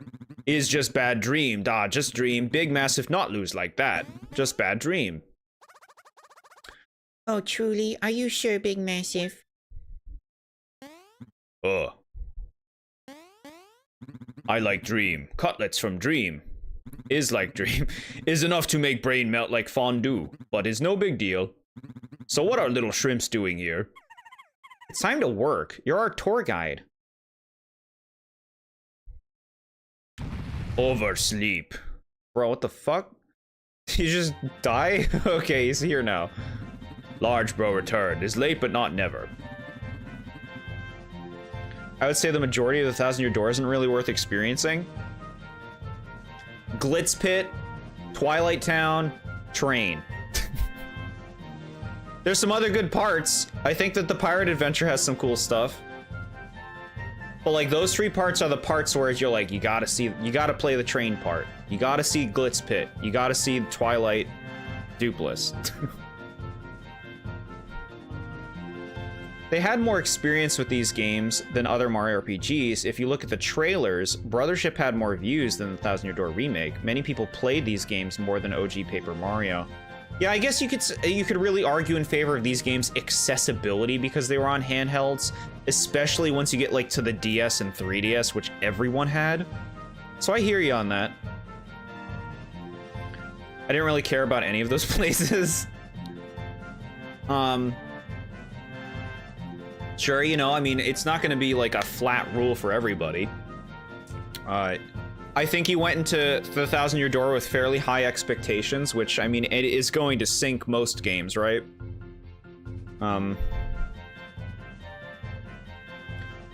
Which to some only experienced in Nintendo's least popular consoles with the N64 and GameCube, while everyone had a DS.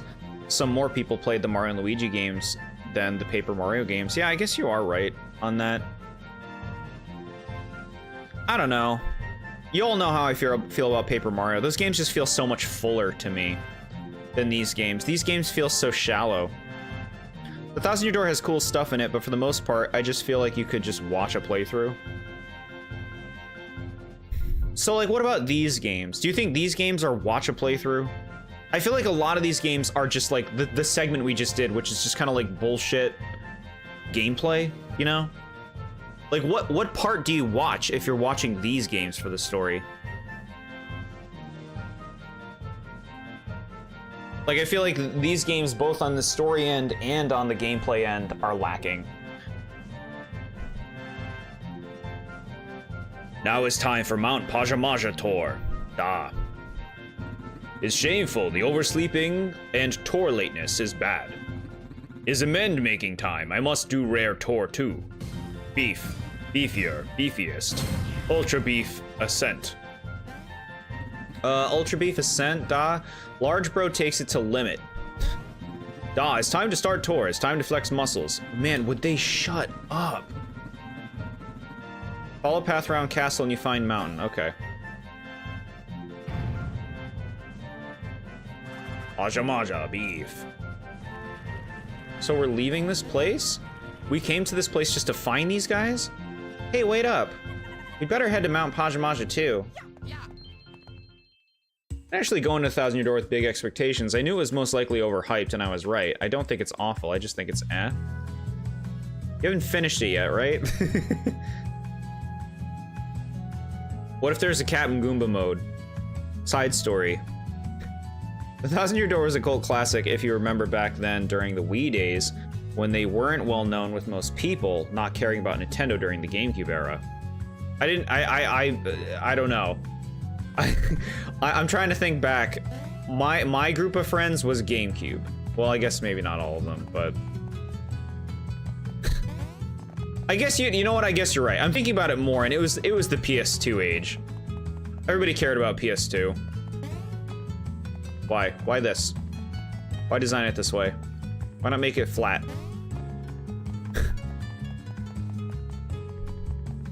We gonna get any more cameos, chat? Are we gonna see some characters we love?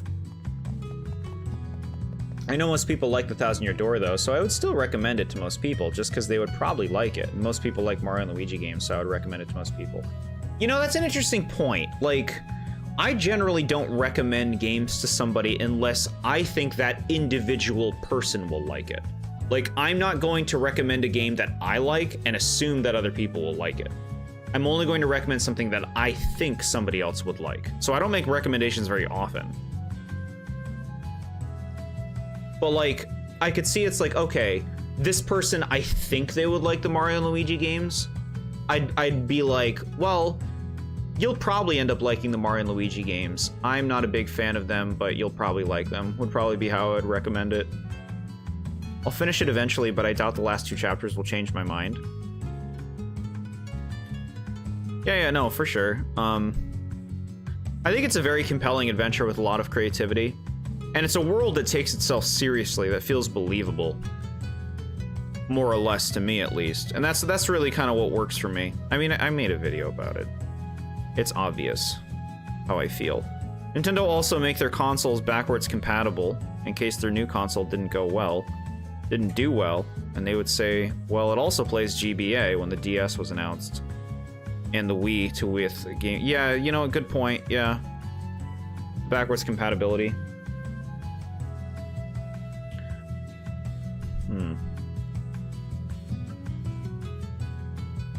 Thing is, like, with the 1000-Year Door, I'll defend it in this situation, like when we're talking about Mario and Luigi, but like when you look at my review, I'm actually harsher on the 1000-Year Door than the fans are. I think the 1000-Year Door fans are unwilling to look at the flaws of that game and just deny them away because they're so enamored with it. Like, I actually think I'm a sharper the 1000-Year Door critic than your average 1000-Year Door fan. I think that's a really good game. I think I'm a lot more critical on it than most fans are.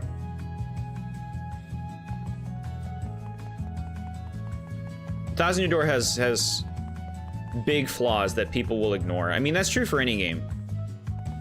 Any game has flaws that fans will know away, because not everything bothers everybody, you know? Some things are just more important to people than others. That's how we're all different, chat. They said they want me to go to the castle, right? So we just went to Wakeport for that?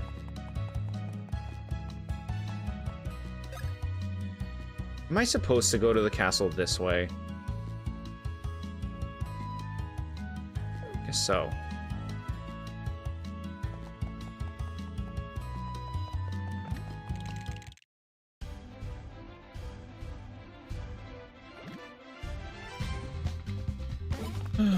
Just leave me alone, little crabs. Just leave me alone.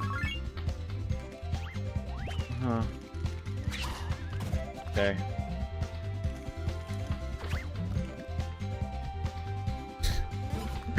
I don't know how much longer I'm gonna be going tonight, chat. Behind the castle, the bridge should be fixed by now. Oh, okay, thank you. Good to know.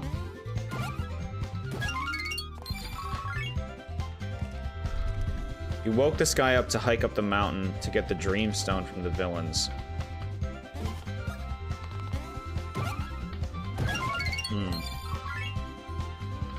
How convoluted.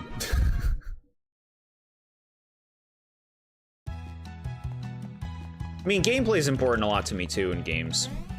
And I actually would say the gameplay is probably like the biggest turnoff in this series to me. Like, I complain plenty about the story and characters, but if the game was more fun to play, I'd be a lot more on board with it.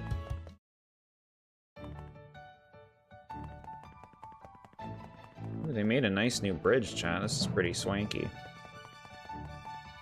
I agree, many reviewers I see say Mario is a wrestler, Mario goes to a dark town, a train. This Mario game is beaming with unique ideas, and don't describe what you do in these places.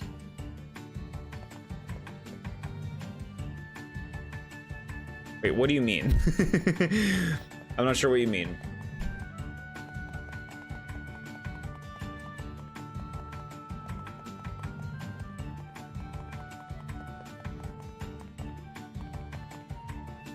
I'm gonna be honest, the villains have had the Dreamstone for like 5 hours. They must be pretty crappy villains if we're not already dead.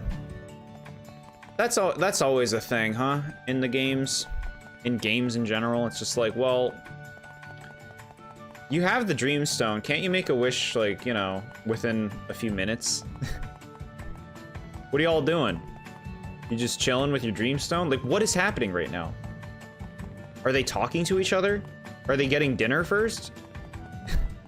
They're like, well, I could eat. We should really eat up before we do this. I don't know if I'm ready yet. I have to call my brother and tell him about the Dreamstone. Is that what's going on? Hey, bro, I got the Dreamstone. We haven't talked in a long time. I know, I'm sorry. I wanted you to be proud of me before I contacted you again.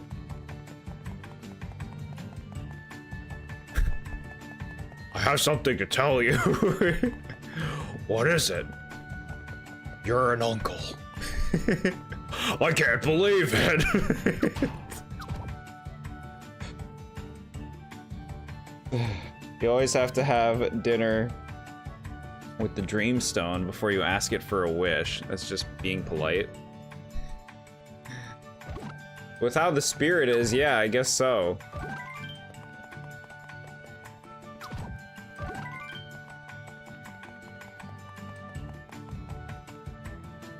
For the 1,000-Year Door, reviewers, they're so enamored with the 1,000-Year Door being a Mario game, going to these unique areas, they don't describe what you do in these chapters, when most areas are hallways or a single room, in Glitzville's case. Yeah. I mean, I generally think most reviewers just aren't very discerning or critical with their reviews. Like, I feel like a lot of them are just kind of, you know, they're being very fair. They're being very like, hey, the game works. Yeah, this is fine. Yeah, sure, we could get into this, but that doesn't really matter. The game plays, you know, like, they're considering games as a whole. And when you look at games as a whole, it's like, yeah, these games are phenomenal. The game I'm playing right now is phenomenal when you compare it to a lot of games out there, you know? And I think reviewers approach a lot of it like that. All the Bowser brother talk is starting to get to you. Yes. It's true. You're an uncle too. How did you have a son? I thought you were... I can't explain right now. I'll tell you in person. Somebody could be listening. If you think about the 1,000-Year Door is rushed with their areas being hallways compared to 64 where they had depth, if you think about it, is there a moment where Mario goes up a giant tree like Chapter 5 in N64? Yeah. Yeah, the original Paper Mario 64's areas are a delight to explore. They're really cozy locations. Like, I talked a lot about it in my reviews of both games and in my chapter ranking video. I'm looking for bean spots. We haven't been back here since we had the bean ability, so I was just checking. I actually don't think there's any over here, though, so I'm just gonna go back. I think there might be a new thing in the castle. I think there is a new thing, if you're saying that.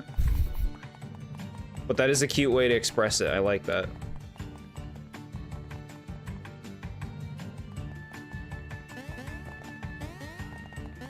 There's only one thing here. Go back. Go back. Go back where? To the blimp port? We'll go back then. Do-do-do. Camera block if you're curious. A camera block? Alright.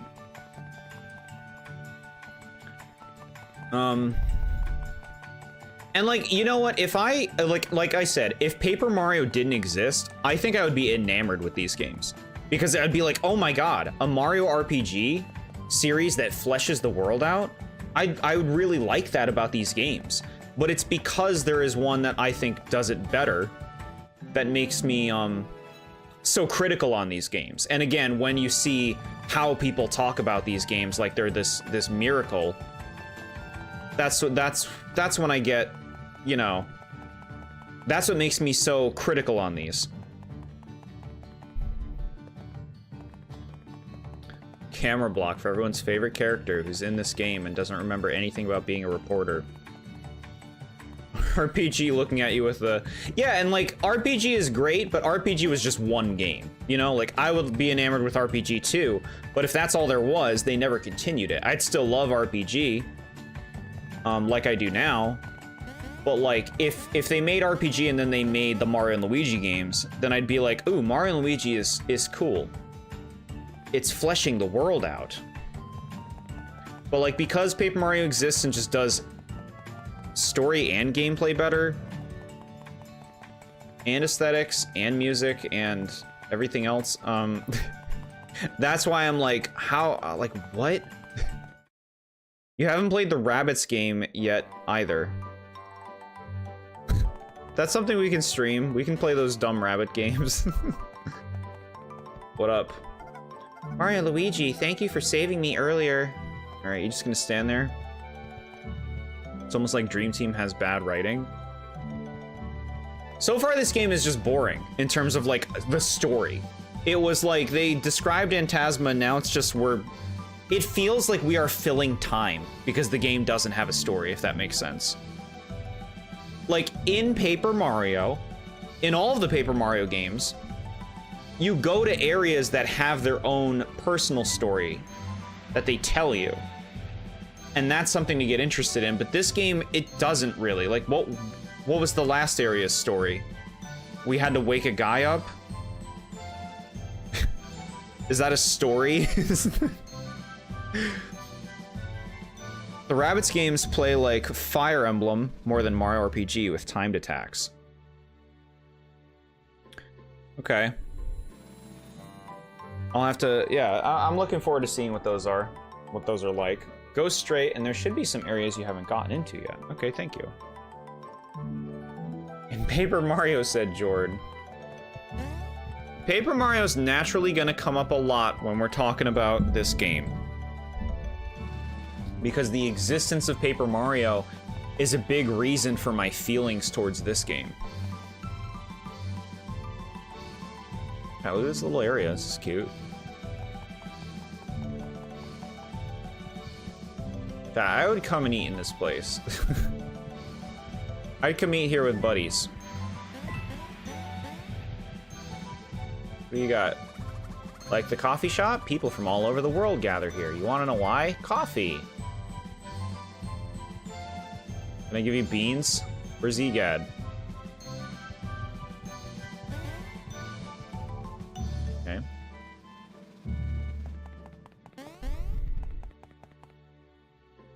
Like, I hate this thing. I hate it. Look at that thing. What is this? This room, I wonder what it's for. It's pretty wild in here.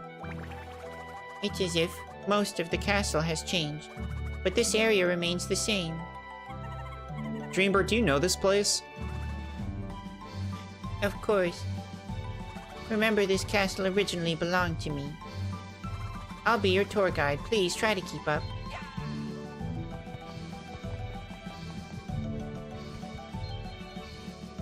If you enjoy a good challenge, you'll love the Battle Ring. Here you'll dream about fighting fearsome foes you've encountered, but they'll be even stronger than before. You'll also get prizes for defeating them, and unlock a secret boss fight against Bowser Jr. No. Very well, you may return here whenever you wish. It is a fine place to engage in some therapeutic combat. Alright. Uses that mind eraser gun from Gravity Falls to delete Jord's mind from Paper Mario. My mind from Paper Mario? Or Paper Mario from my mind? I don't want Paper Mario to forget me. At some point, you can stand on the brown platform and it will take you back to the bottom of the castle, but I don't think there's any reason to do that. You do play the minigame again, though. Huh. Okay.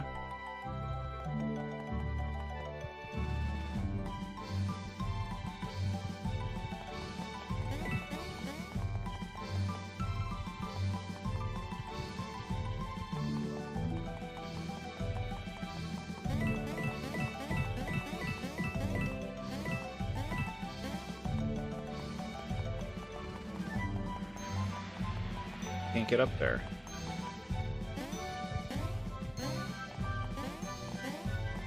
Huh.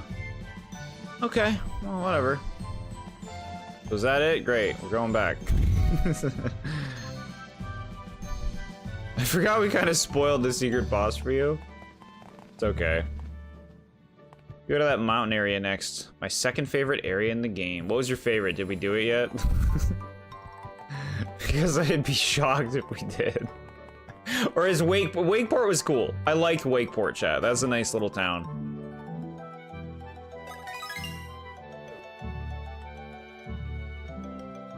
You said I could buy gear that gives me defense. Is it here?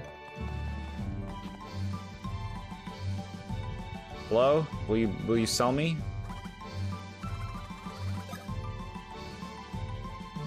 I want attack ups. I want attack ups, game. This is trash. It's like 70% away from the game. What do you mean? What does that mean? 70% away. It's the same shit. I love how Peach just doesn't do anything anymore. Is she gonna get kidnapped again? She's gotta. Yeah, she's gonna. Like, you could tell me she was kidnapped and I would be like, sure, she's kidnapped. I don't remember. The story moments in this game do not feel significant. My favorite area is 70% into the game. So that's the mountain, right? Because we're that far into the game right now. We're almost done, chat, right? Final boss next.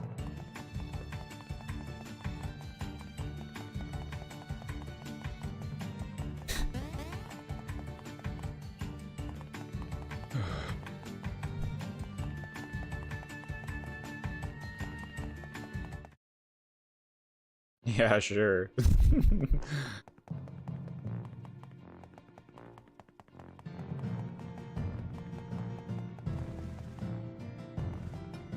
Okay.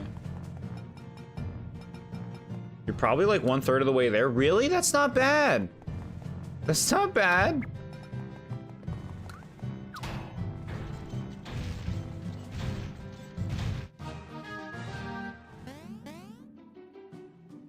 I'm so happy he didn't have a dialogue.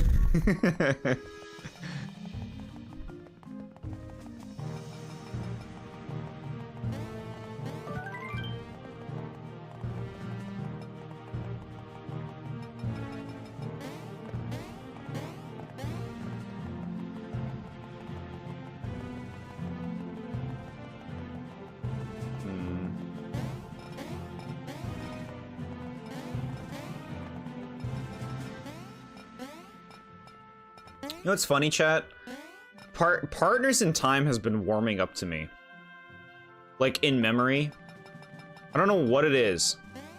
I guess I just like the shrooms. And I like the babies. Like... I don't know what it is. I like the copy flower. I don't know. What am I trying to get at? I don't know what I'm trying to get at. But like, I do think there is an appealing like element to like the lore and the world of that game. Shrooms are getting to you. Yeah. They're getting to me. Like, I feel like I would defend Partners in Time over any of the other entries, if that makes sense. Maybe this one will get there too. But like, I would rather defend Partners in Time than defend Bowser's Inside Story. What do you got? Give me the drink. Give me the pie latte. What do you got for gear? Thought she called me a moron. Welcome, moron. What's this? Here lies a hero of buffness, Muscle Lord Bencher. Amid the sweaty furor of the bodybuilding siege, Bencher alone kept both his wits and his reps.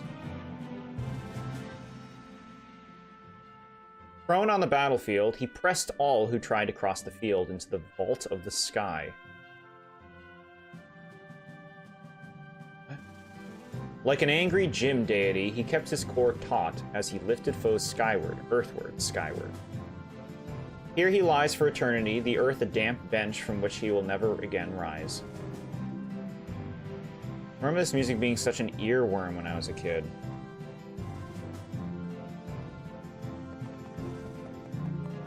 Doesn't seem very catchy. I don't know how I feel about the phrase earworm. Why do you make me picture that, chat? We describe Partners in Time as another Mario and Luigi game that exists, so not much to complain about aside from the boss's HP, which is more in the US version you played, yeah. Yeah. The Shroobs were better than any story thing in Bowser's Inside Story. Like, I barely remember what happened in Bowser's Inside Story. It was Bowser running around the world, and Fawful was, like, working with Midbus. I like, there was no story in that game. It was just fucking around. His climbing tour. You climb hard, hard like muscle. You are tender cutlets, but climbing makes strong. When we reach top, tender cutlets are... beef. Steak. Huge. Hams. We've made a massive mistake. Awesome. Strong arms are strong like rock. You train with massive bros, and look. You see puny rock like this? There's nothing. We climb now. Don't be puny. We're finally climbing Mount Pajamaja. The Dreamstone must be somewhere around here. Tag along with those guys and keep your eyes open. Okay. The beginning of the song that's catchy, okay. I'm sure it'll grow on me the more I listen to it. It's almost like the side modes have better stories than the main games. Yes, I do completely agree with you on that. And I would say it seems like we generally gravitate towards, it seems like we like the same stories in these games. Like, I dig the Shroobs. The side modes have the better stuff. Okay. Beans. Okay. Part bean.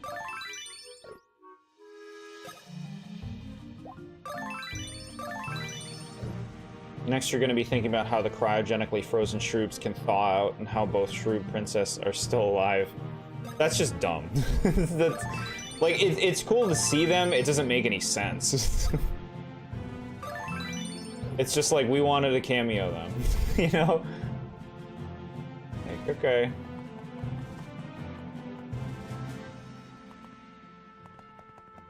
This area looks cool. It's very, like, Flintstones vibes, which isn't a good thing, but I like the look of it. Like, I don't want to associate it with the Flintstones, but I do like the look of it. I like Color Splash and want to replay it, but then I have to think about doing those BS Rochambeau temples. I mean, that's up to you. You can completely avoid those if you want. You don't have to go there. Honestly, it's not worth engaging with them unless you either want to 100% the game or you just want to break the economy in the game. In which case, it won't take much. Gate is famous spot on mountain. Is mighty gate. You are big muscles if you can open. Even massive's not muscles enough. Someday we are muscles enough. And then we are climbing to top. We go. You follow. Ooh. Save block.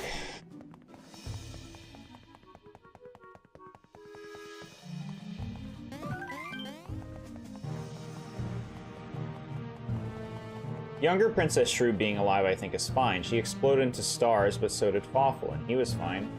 Elder being alive is stupid, though. We saw her ghost during Dumb Shrouser.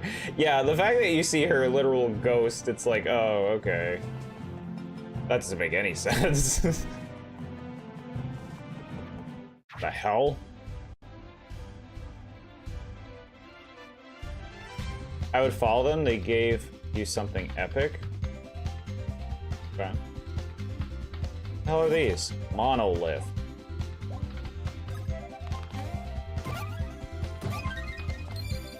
Cool. Okay. Okay, that seems like the bad way to do that.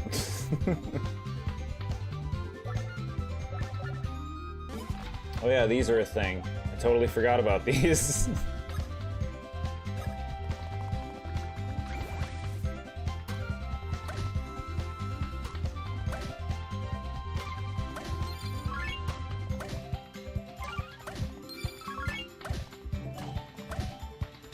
Way too early.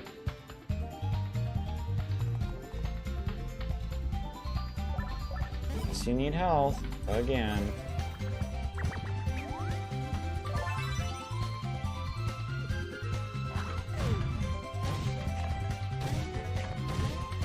Oh, okay.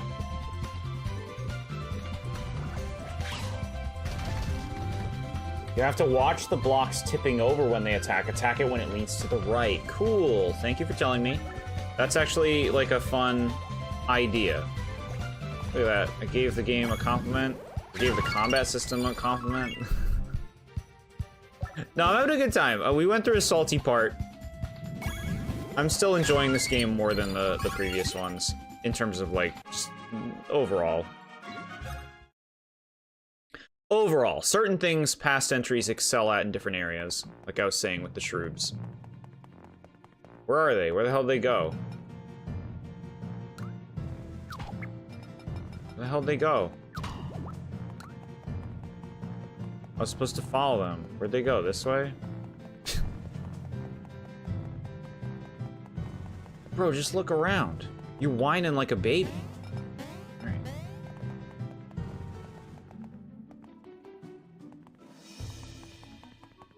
Cliff ahead, watch your step. If you survive the fall, you can climb back up.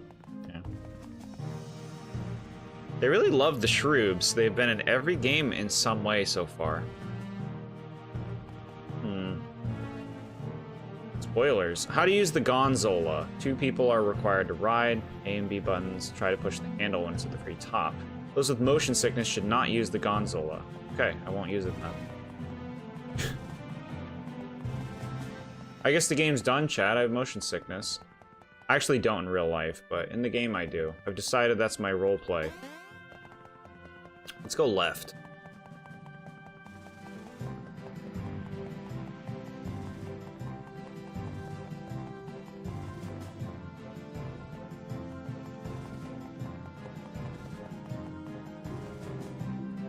Careful not to fall. Oh, I accidentally fell. It puts us over here. I meant Superstar Saga and Dream Team. I wasn't counting Paper Jam and Brothership. I see. Okay, okay. Okay. Superstar Saga through Dream Team. Yeah, look at the size of that pillow. That's a big. These are big pillows. This might be a good point to actually kind of call it for tonight. We are past 1, and I am getting sleepy. And I mean, we did complete, like, you know, we're kind of just getting into this mountain segment, so it might be a good time to stop it here before we really crack in.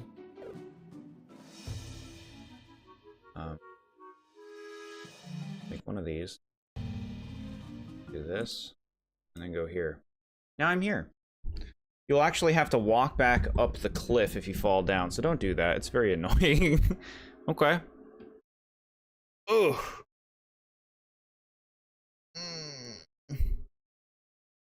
Big stretch. You know, not a big stream. I know we spent a lot of time talking about games and stuff, which I'm fine with. I like the progress that we did make. We got through that little dream sequence area, which could have been half the length for sure, but it's nice to get through portions. That at least feels productive. Like, we just got to a new area. Doesn't have to be anything huge. Regression this time. We're slowly chipping away at this game. I know I started pretty late tonight. Like you guys know, I got a lot of work going on lately, so that. But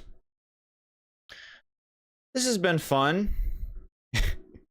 I do apologize if I got especially salty or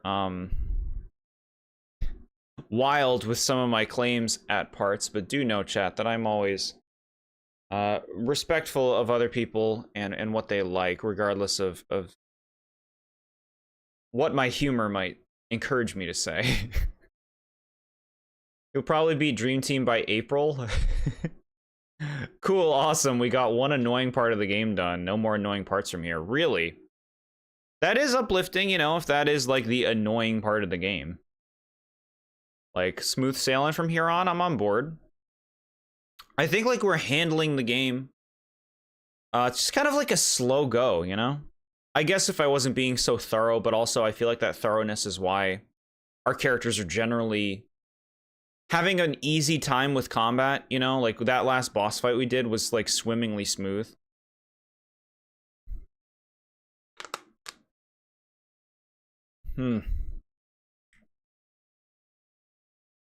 I can think of many more annoying parts to come.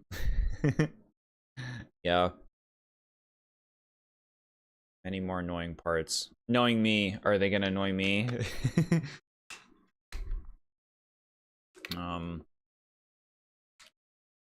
Yeah, no, like my opinion is these games are fine. They're fine little games. Let's see, what were we putting Captain Goomba? Oh, he's gone. Chat, he's gone. I lost him. There he is. Okay. Captain Goomba. I would say today we are having probably like here.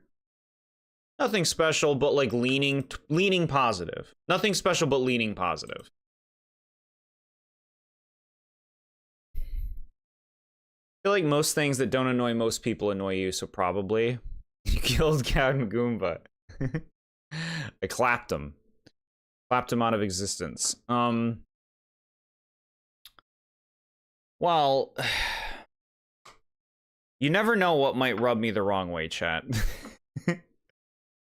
You never know. If Jord wants, he could just play the entire game and fast forward and make so much more progress exploring the overworld. It always slides to the left from the first stream. Yeah. I would say, like, you know, today, some of these fights, again, it highlighted my ultimate problem with the combat system, which, like I was saying at one point, I'm shocked at how it's just been the same exact combat system in every game with very minor changes. I mean, that's what the series is. What do I expect? But I guess I did expect it to do more, to, I guess, get better. But no, it really didn't. It's just the same thing. Dialogue a little much, like for what the characters are saying. I feel like they really should have trimmed down some of the talking. Like they're just like, well, big muscles, like how many boxes do you need to say big muscles? Jord only plays games as intended. Ignore the emulator and what he did during the second Bowser Jr. Journey stream. I have no idea what I did during the second Bowser Jr. You mean when I was making them all go fast? That was great. That made that mode fly by. That would have been a whole other stream if I didn't use that. Here, I'll be here. Yeah, I'm not thinking that this game's story is really going to go anywhere from what I've seen. Like, it's like, okay, we're just going to be chasing down Bowser and Phantasma the whole game, you know? That kind of seems like what the game has settled into at this point. I'd be surprised if there's more depth to it than that. Which is whatever, you know, par for the course. I think Phantasma, seems really generic so far. Like, I like the bat theme. The design's okay. But, like, as a character, it's just kind of like, what is Phantasma? Just, I'm evil? And I want to be bad? Like, is there going to be any fleshing out of that character? Do I even hear myself? Do you remember the Shroobs, bro? Were they fleshed out?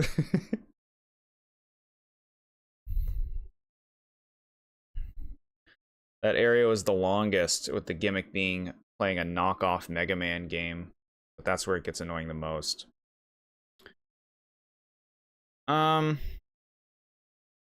Just it wants your concentration. It wants you to like get into it.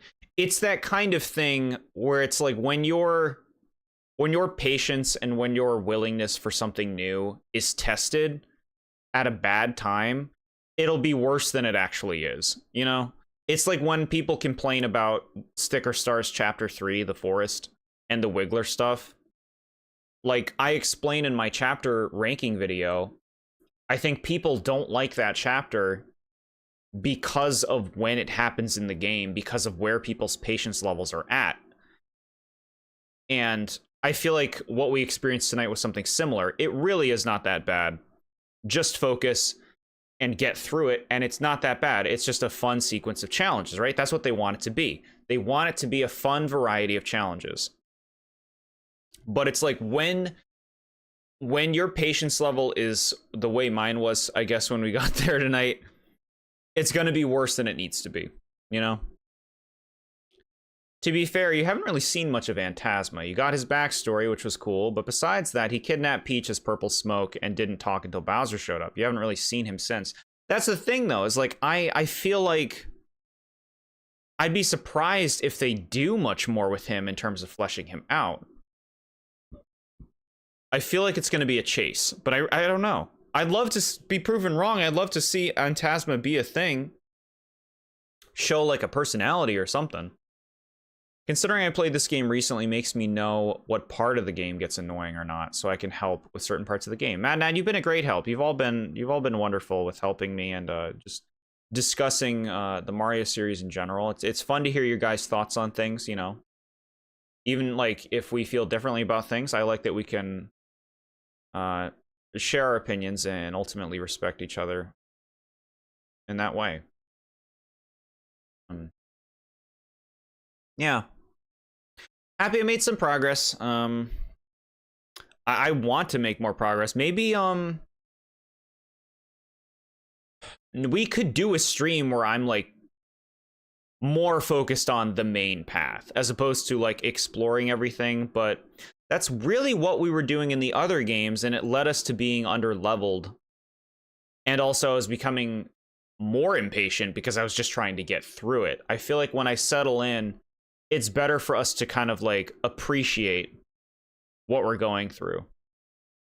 So, I don't know. I guess I like the pace that I've been playing it at, but I know it's making this game, like, this game's going to be another 2 months at this point. Phantasma has a Transylvania accent, which I thought was going to be your personal hell. Why? Why, though? It's different. I don't know. I don't care. Transylvania accent. Very silly. During a previous stream, you complained about characters having accents when you have to read the dialogue. If it's hard to mix in, I feel like in the case of that, that's just like you're still reading the sentence pretty naturally. It's when the accent is like the words are spelled so different that you're like fumbling over your own teeth in trying to read them. That drives me nuts. Dragon Quest games do a lot of that stuff. It becomes difficult to read it. I guess in Phantasma's case, it is just very natural to just kind of throw those V's into things. So it's not bad. I hear what you're saying, though. It's fine, no rush. You play how the game works. It's up to you how your game experience works. That's what makes everyone's experience with the game unique.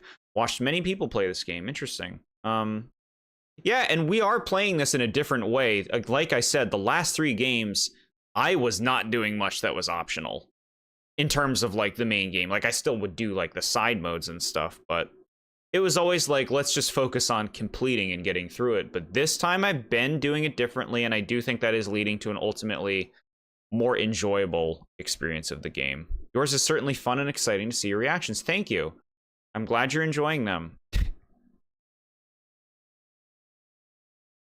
And Tasma is being carried a lot by his awesome design. It is a nice design. It is a nice design. I guess I just want to see something more interesting happening in the world. I think something about these games is like the characters feel so ineffectual. Like this island of characters, no one's doing anything to deal with anything that's going on. Like they feel so like clueless NPCs. And I guess that's what they are. But it makes it harder to kind of take the world, to get into the world when it feels like no one cares about what's going on. You know? I guess DreamBird is supposed to be that.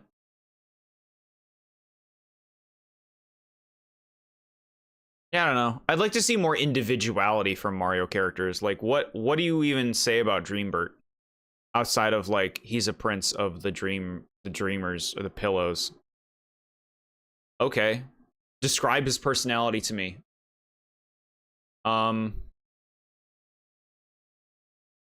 He's, direct. Like, what do you say? What do you say about DreamBird? I like the cute voice I gave him.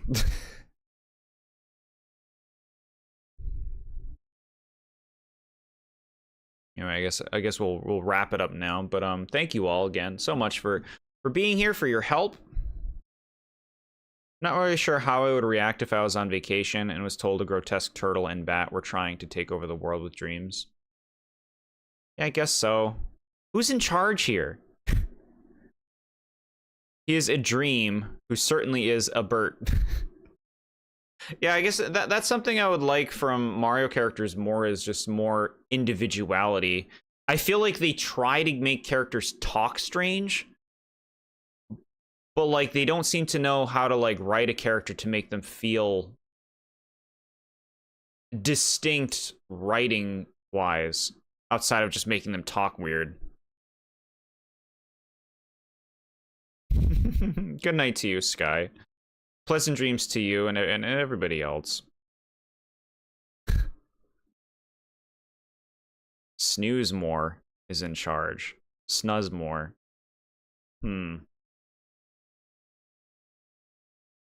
Is he doing something? He's got to be doing something, right? To help. Why does he get to run the show? Why are we doing everything? Why are Mario and Luigi doing everything? I know, bro. What are you talking about? This is a game. It's just an excuse for you to play a game.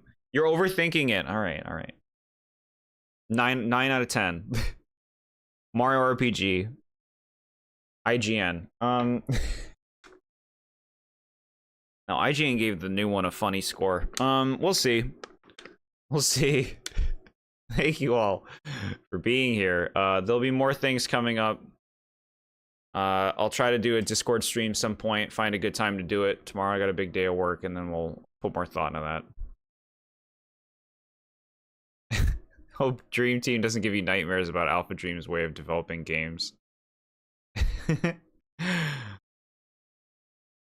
It's just questionable decisions. It's because police only exist on Isle Delfino for some reason. I guess that is the only example of, like, police in this series, huh?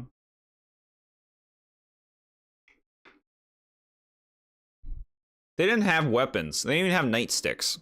I guess we don't know not necessarily.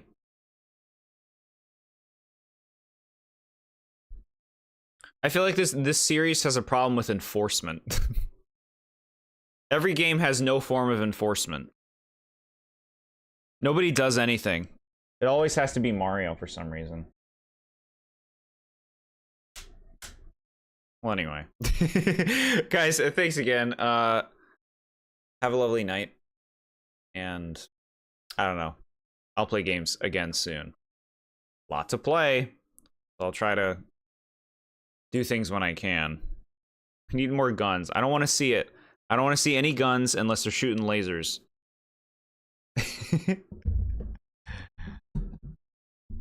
Good night, chat.